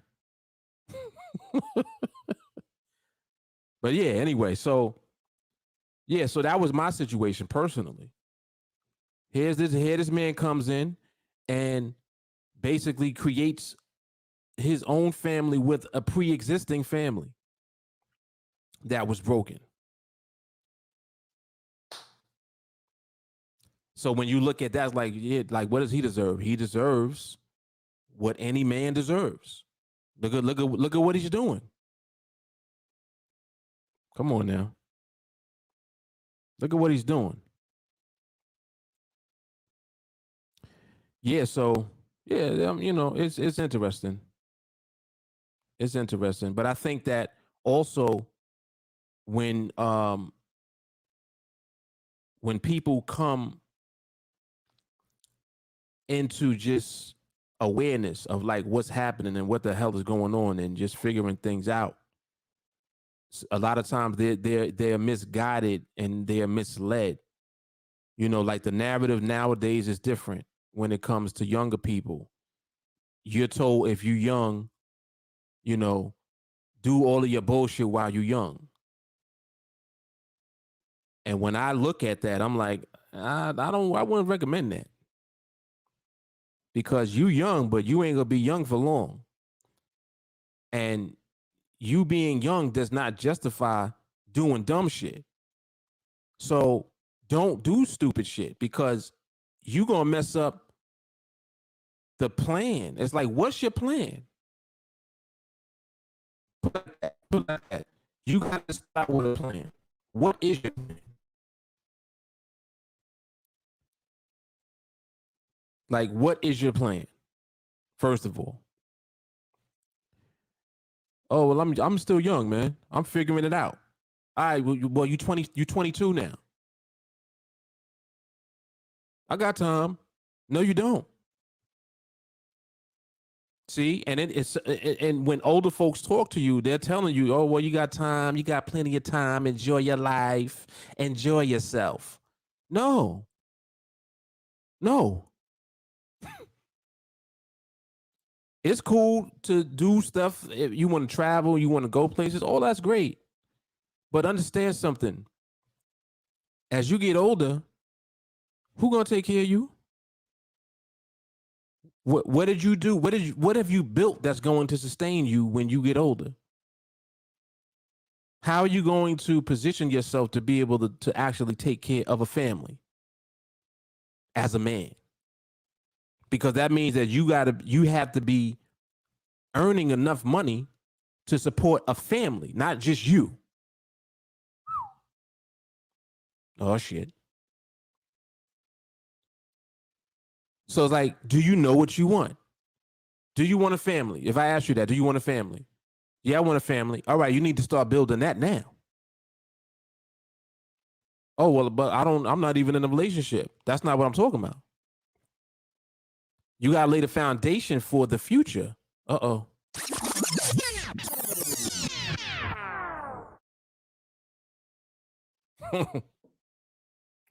You got to lay the foundation for the future. You in your 20s, you still live home with mommy and daddy? You need to be working and building. See, they don't got to let you stay there. They'll be like, listen, you're going to have to get up out of here. But if they are allowing you to still be with them, one, you're going to abide by their rules. So you ain't going to be in there doing what you want to do. Like, this is life. This is real life situations. You ain't going to be 20 nothing living home with your parents still, thinking you're going to be doing what you want to do, moving how you want to move in their house. No. You're going to do everything that they tell you to do, because you live with them for free. That's life. It ain't free for them to live. Rent ain't free. Mortgage ain't free. Nothing is free. Come on now. So again, you need to start building early. You need to know what the hell you want. What do you want? All right, I want this, this, and this. All right, you're gonna have to start building it now. Oh, I figured I'd wait until I'm about 25. No. Nope. And you know, like, this applies on both sides. It applies to men, and it applies to women. Because with women, something too that goes on is they'll wait and keep waiting, wait. Oh, I ain't find the right one. I didn't find the right one. I didn't find the right. So you're going through all of these different relationships and all these different things that you're doing, but you want a family. And as you do that, your clock is ticking, because as a woman, you're fertile for a certain amount of time. And it's actually when you're younger. It's actually when you're younger. So it's been just thrown off so much because young men have to be trained to become men. You have to be the breadwinner, bro. You got to figure this shit out. You need to be doing something that's going to make you a lot of money if you want a family. If you don't plan on being single forever and just chilling and bullshitting and doing whatever you want to do, if you actually want a family, you're going to have to put work in. And you're going to have to make a lot of money. Period. Because it costs a lot of money to support a family. Like, people don't think about this type of stuff, but you should be thinking like this.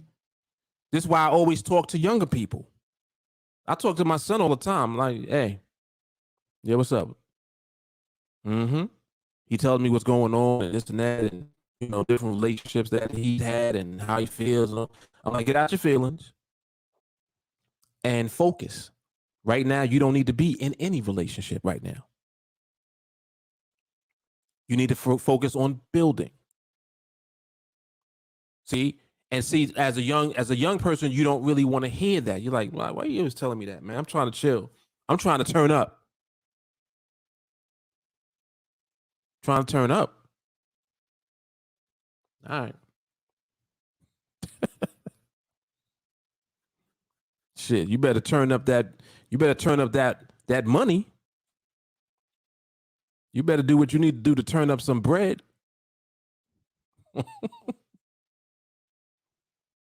Crazy. This is a good question.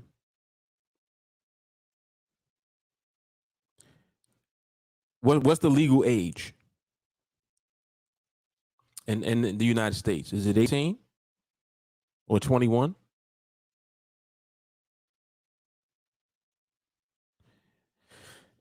With my kids, they everything is conditional. If you're gonna go to college, I will support you through your college years. If you're gonna go to college, you need to know why. If you can't explain to me why you're going to college, you ain't going to college. Because it's just gonna be a waste of money and you putting yourself in debt for no reason. Go find a job. And it's like, see, that sounds hard, but it's like, what's the alternative? Because I'll do more damage if I just let them. Nah, you can stay here. Stay here with us. No, you ain't staying here with us. We trying to do shit. I ain't put all in all this work for you to still be here. You grew up. Get out. Get your own shit. Oh, Mark, that's mean. No, it's not. What it does is it puts good pressure on them to make shit happen now. So you're 10, you 14. Put the work in now because you got 4 years.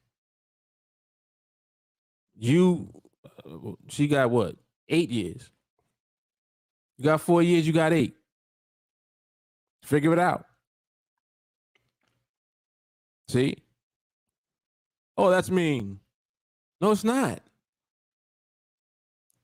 No, it's not. You got to understand, like, they are going into life. How's life? Is life nice? Is it pleasant? Oh, welcome to life. Would you like to have a seat? Or is life like, nah, bro, the rent is $1,000. You ain't make your rent payments. You got to go. You haven't paid your car note in 4 months. We're sorry. We have to repossess it. That's life. Real shit. So what are you prepared to deal with? If you're not prepared to deal with life, I don't understand what you're being prepared to deal with. And that's what I'm saying about early. So don't tell me, oh, well, I'm only 12. I don't want to hear that shit. You 12, then that means that your grades need to be high. Good grades. Everything that you're doing in school, that's your education. That's your job right now. That's what you need to be focusing your energy on.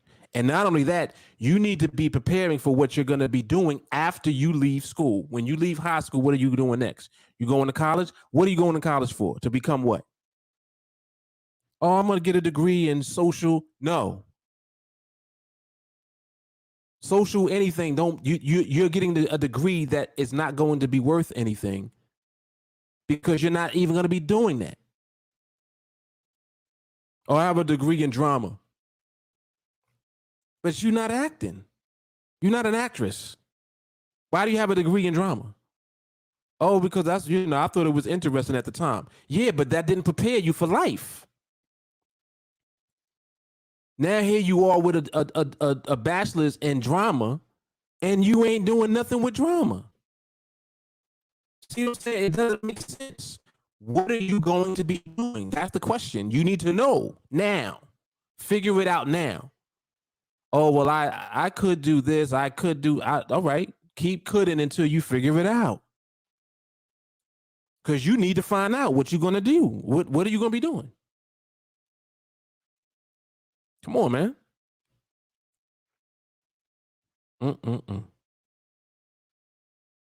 That's, and see, that, like, in certain cultures, they don't play games. Certain cultures, your parents tell you what you're going to do. You're going to be an engineer. But Dad, I don't want to do that. I don't give a shit. You're going to be an engineer. Because the father knows, listen, you want a family.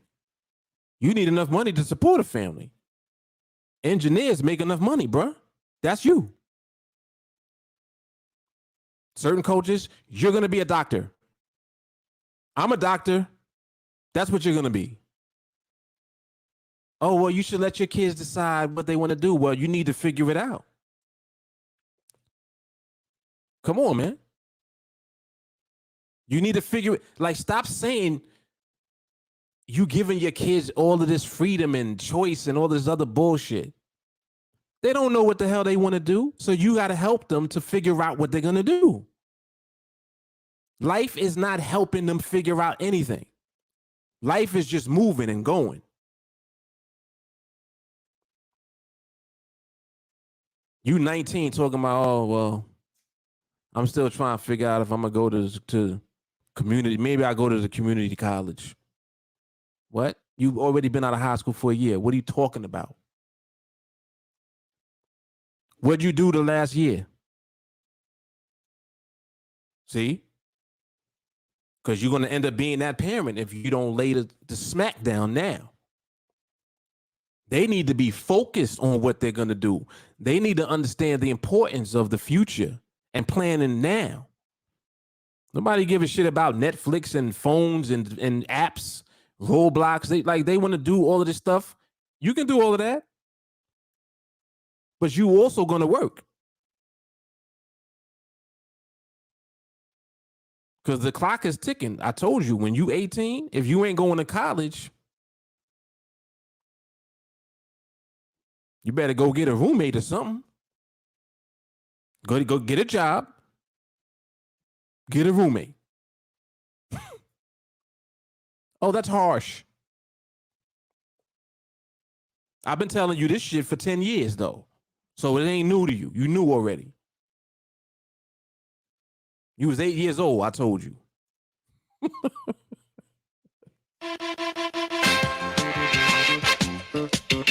Y'all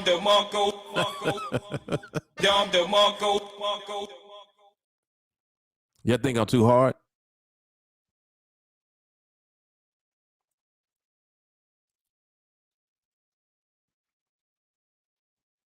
Nah, I don't think I'm too hard.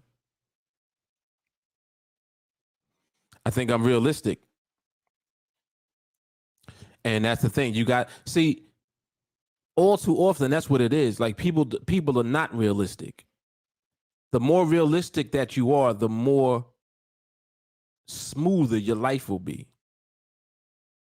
And that's just real talk. That's just real talk, man.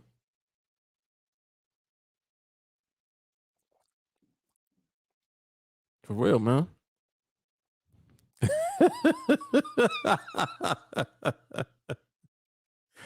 I told you the 4 year. See, my 14-year-old, he come on now. He know what it is. I've had a very long conversation with my son. This is my youngest son. And I started talking to him about trading. And he's like, you really giving me some things to consider. I really need to start putting things together here. I see. I'm like, yeah, you do.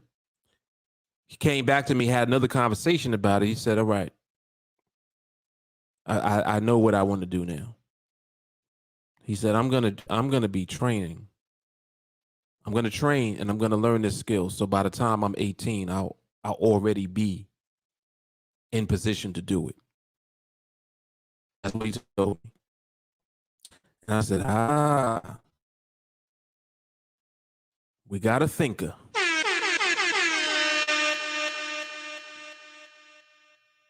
We got a thinker. Yep. Because he's like, I look at my friends and none of them, they're just not motivated to really do anything worthwhile that I see.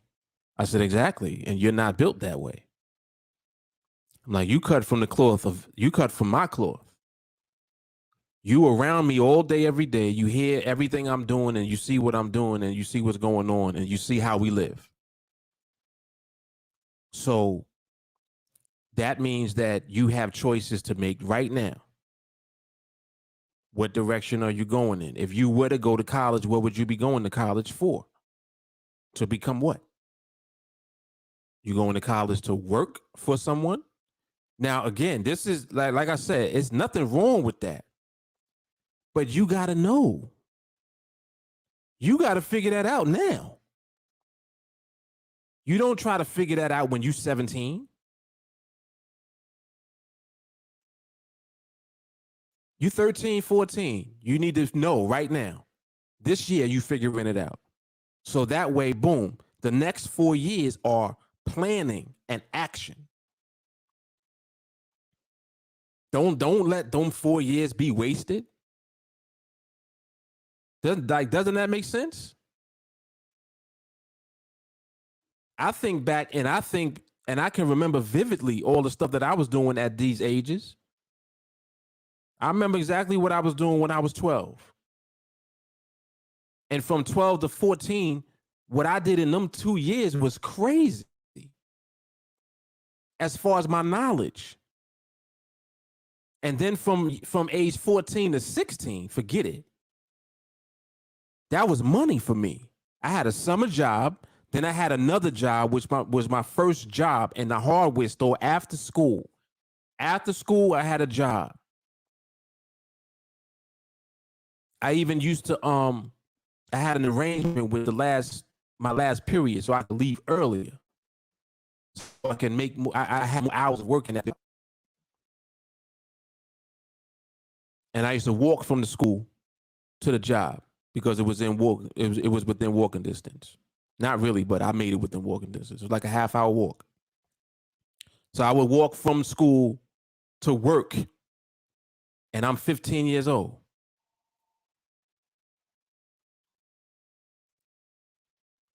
I worked there from age 15 to 17. My first job at a hardware store. Mind you, when I was there, I learned about all type of stuff. I learned screw sizes. I learned how to measure and cut like wood planks, like all type of stuff. Like stuff. I just learned stuff. I made use of that time. Mind you, I'm doing that, and at the same time, I'm at work. I got financial magazines, Wall Street Journal, Investors Business Daily. I'm sitting there with Kiplinger's. I'm looking at Kiplinger's, and my boss is looking at me like, wow, this guy reads Kiplinger's. He asking me about stocks. I'm 15. All my friends outside playing basketball, doing whatever they doing after school. What am I doing? I'm at my job. I worked there from 3 to, I think it was 3 to 7. I did 4 hours a day. Then I asked him, I said, well, can I work weekends too? He said, yeah, you come in on Saturday. So I was working 6 days a week. First job, I was making $5 an hour. And I'm like, y'all don't understand. I got money in my pocket, bro. And I'm taking that money and I'm investing it. So like I'm talking about this because I'm like, yo, I was mad young doing this. I was 15.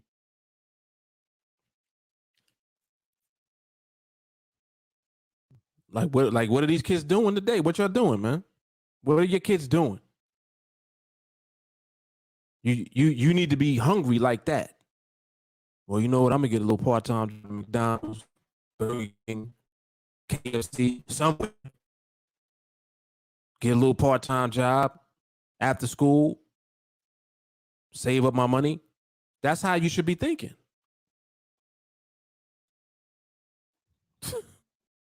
Mm-mm-mm. Yeah, this is a fact right here. That's a fact. We definitely gonna work.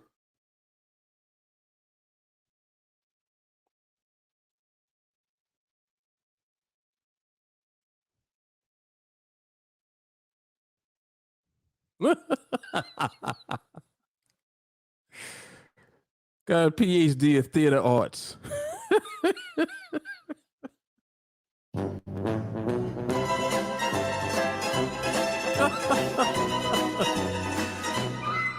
Oh shit! Wow, we've been on here for 2 hours. Mind you, I'm still observing the market. This is what I'm saying. Like, you see how I can do all of this, and we watching the market in the background. This is what I'm saying. The skill set is crazy. It's crazy, man. Because what happens is when the market sets up, that's gonna be money, man. It's gonna be money. Don't take much. It don't take much. See, this is another thing too about like the way that this is structured here. Um, this is very powerful because with this skill set within literally 30 trades, you can put yourself in position to earn at high level of income. Very high level of income. What's required of you is the work to train and to elevate your skill set. And as you do that, you're positioning yourself to be able to generate high level cash flow indefinitely. Indefinitely. You know, these are, for example, 5-minute binary options that we're trading, right? And within a 23-hour period, which is the amount of time that the market is open for, you have 276 different opportunities with the 5-minute binaries alone in one day. And then you multiply that by 5, well, technically by 4 days because it's from Monday to Thursday. So literally we talking about over 1,000 hours, not hours, over 1,000 opportunities in a 1-week period. And we've already established that by having this skill set, putting yourself in position, completing the project, just at that position, 2 trades a week put you at in the top 1% of income earners in the country.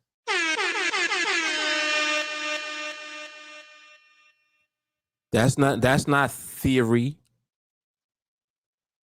That's not, oh, I hope this works. That's not what this is. See, this is simple. You work, you train, you elevate your skill set. You have the skill set, You execute the skill set. And then you rinse and repeat that over and over again. What's the result of that? The result of that is being in the position that I just mentioned, in position to earn in the top 1% of income earners in the country. Even if you're earning in the top 10%, that's 6 figures. That's over 100,000 a year. That's more than 90% of the entire United States population earns. So again, it's about making the right decisions. There's only one real decision to make once you introduce to this. To focus on this. That's it. That's all. Follow instructions. Do what you know.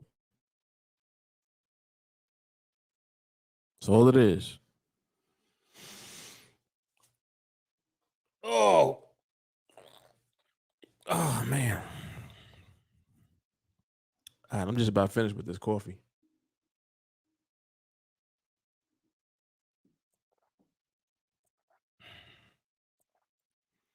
All right, so before I get off, did anybody have any questions about anything?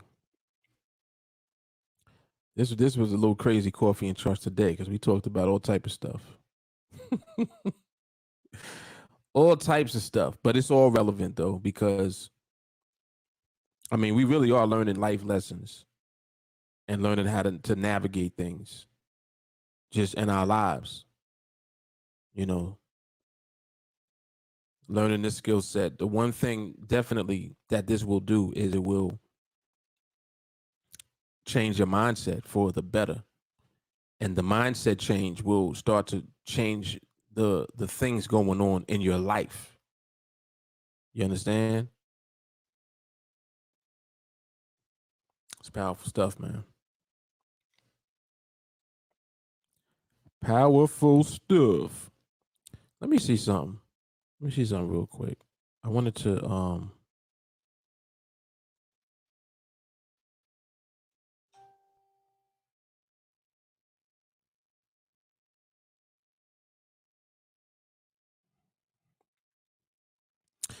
conversations with the Fullers is coming back soon. I know I keep saying that, but it is coming back soon. What is this? July 30th? Yeah. It's coming back soon, man.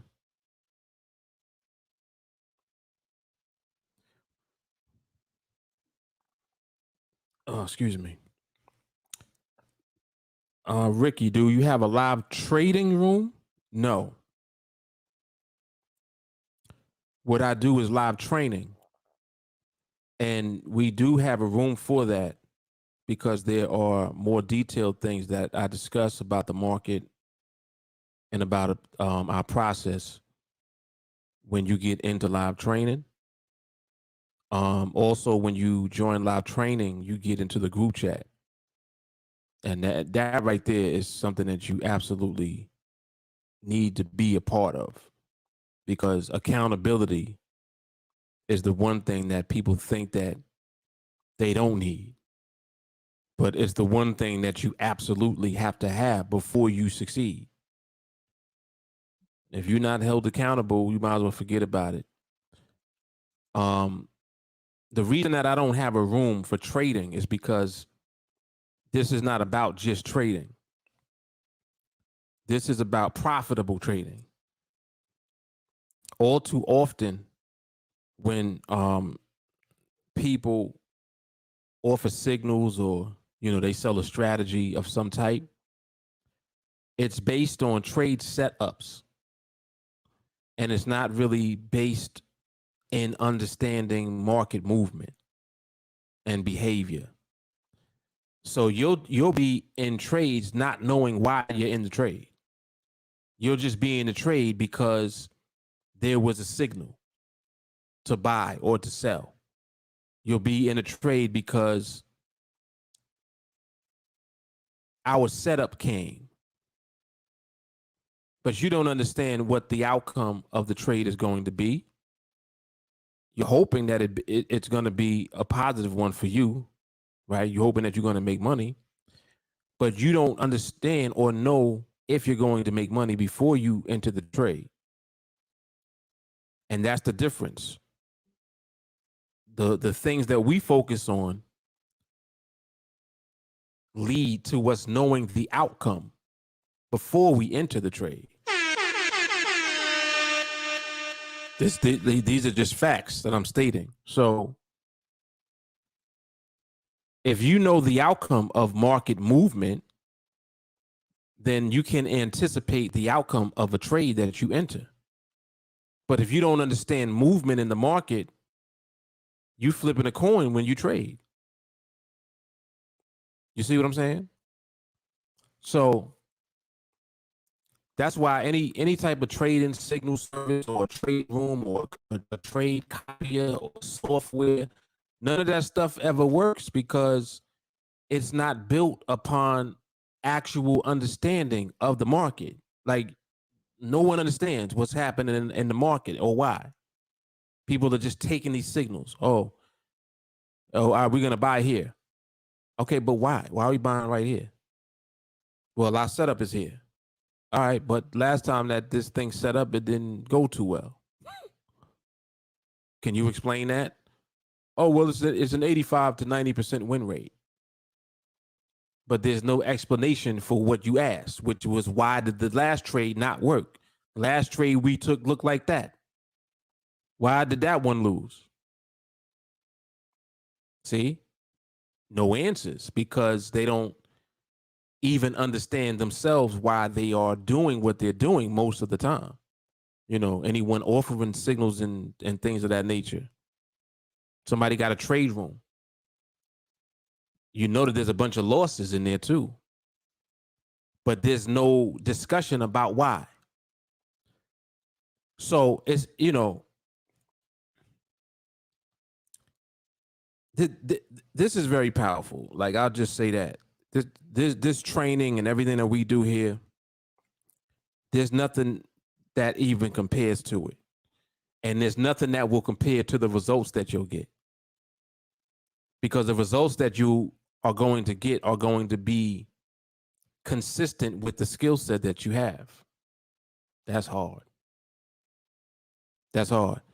The results that you have are consistent with the skill that you have. All day. Yep. So that's the main reason why I don't do that. I don't do signals, you know, no strategy, no course.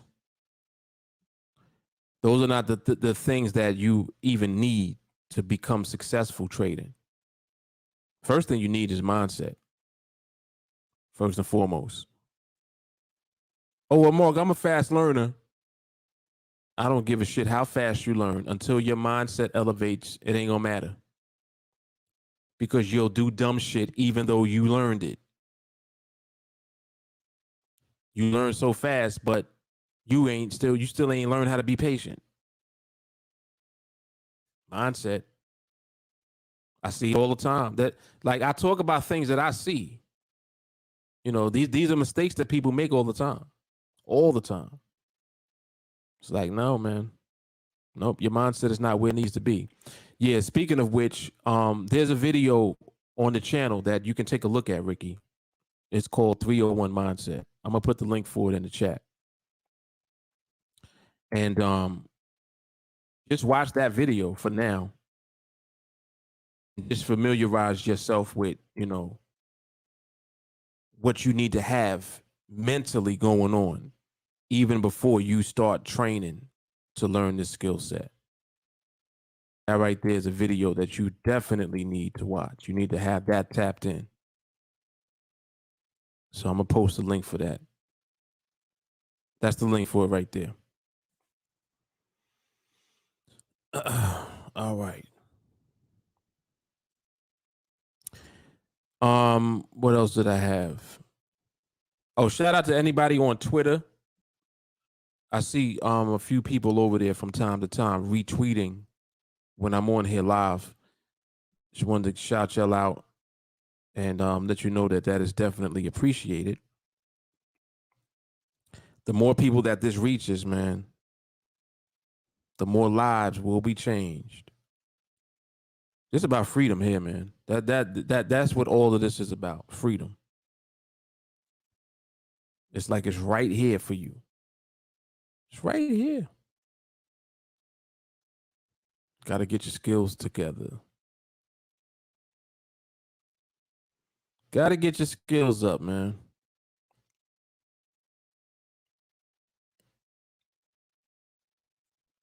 The market is starting to slow down substantially. Just my observation. I also like the way that the movement is starting to look. You can see it. It's so funny. It's crazy how you can see it happening as it's happening. Like I already see it happening already, and I know what's going to end up. I know what's going to end up happening. You're going to see less and less candles with wicks. Watch. Y'all see. You'll see. Don't be surprised if you see RCB come out of nowhere like, oh, look at that.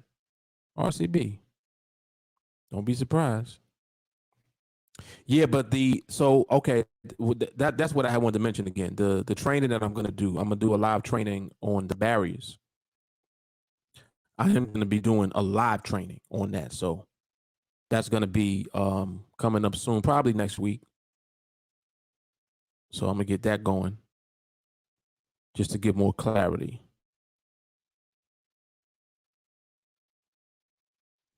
Yep, see, you on the vibe, Angel. Yep. She said that was about to be her question. How'd I feel about the current market? Yeah. And, it's just a matter of us just waiting it out. We'll see. We'll see. Because remember that the market, it transitions. It's not like a light switch. It don't just switch on and off. It transitions into stability or out of stability once it is stable.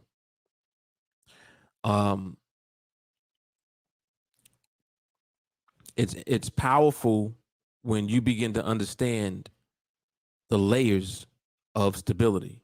What I mean by that is when you look at the market is not just one thing doing one thing.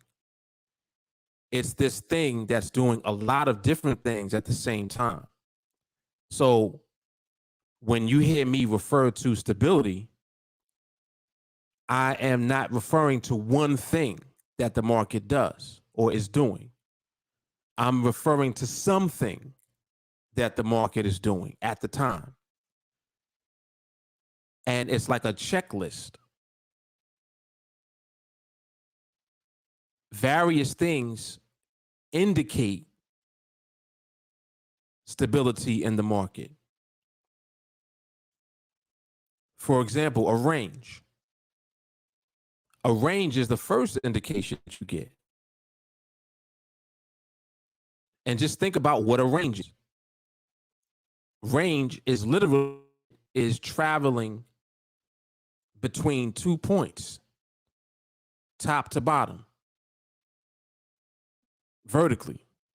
So the distance between the 2 points is a certain amount of micropips. 4 micropips, 3, could be 5, could be 2. Whatever the number is a further indication of other levels of stability present. The tighter that the market is as far as the range, lets you know that there's more stability in the overall movement that is present. So what happens is you start to see range turn into a barrier. Market is ranging, let's say 3 micropips of distance. So when you look at the size of the candles, all of the candles are fitting in 3 micropips of distance. That's a range. The position of the market will determine if and when a barrier establishes itself. So now you'll see, oh, look at that. Market is ranging, and now there's a barrier there at that level. And the level will be an area. It can be an area. Like it might be 3 micropips or 4 micropips of distance between where the top of the candle or the bottom of the candle is and where the strike price is. So you'll have distance between the top or bottom of the candle and the strike. You got distance in the candle. That's the range, right? You have distance of the box. Right now, what size is the box? 2 pips. So you see this distance involved. There's also movement involved. So question is, how is it moving in the distance? When you start to put all these pieces together, you start to realize what's happening. Like, oh shit. So the box is a barrier. Yep. The range is a barrier.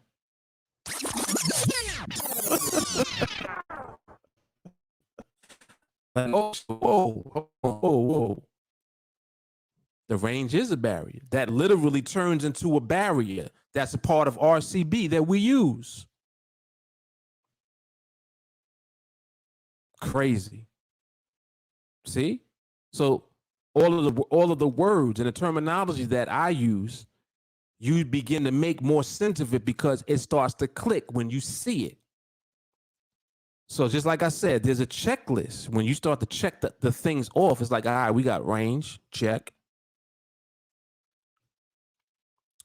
Market is staying in the box, check. Market is respecting these barriers too, check. So the more things that you check off is letting you know that there's that level of stability present. So that's why I said there's various things going on all simultaneously. If I'm looking at the market and I see a range, I know that the market is beginning to show indication of stability. Because the fact that there's a range lets you know that there's less distance between the top and the bottom of the movement in one candle. See?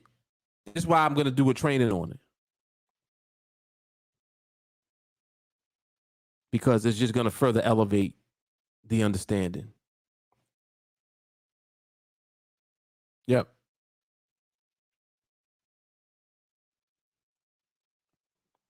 And yes, right here, Walker. Yes, right here is where we move the box over like this.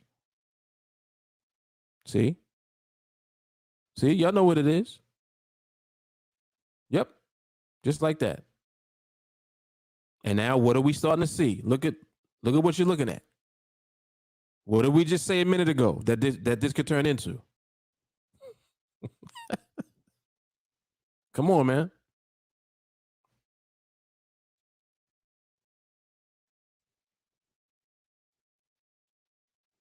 Jamal is saying to check out yesterday's benediction. I don't even think I listened to it yet, Jamal. I'm gonna check it out when I get off of here. I'm gonna check it out.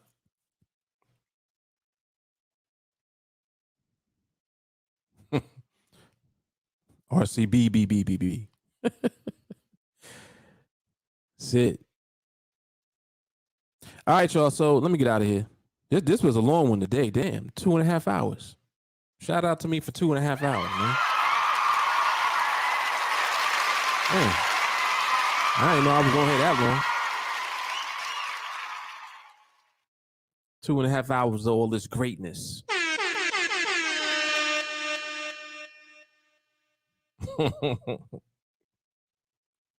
Yeah, time do fly.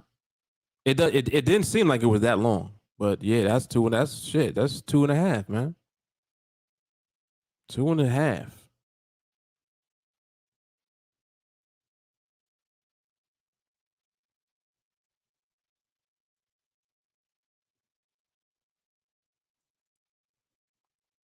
All right, y'all, let me get up out of here.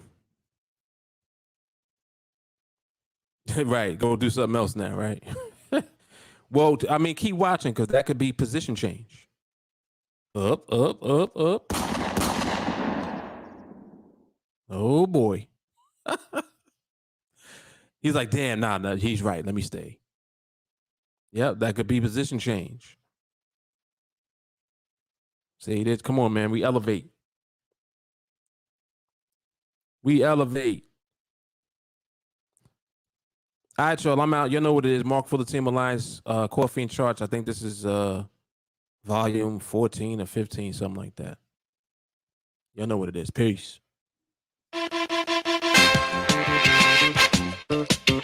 Dom de Marco. Dom de Marco.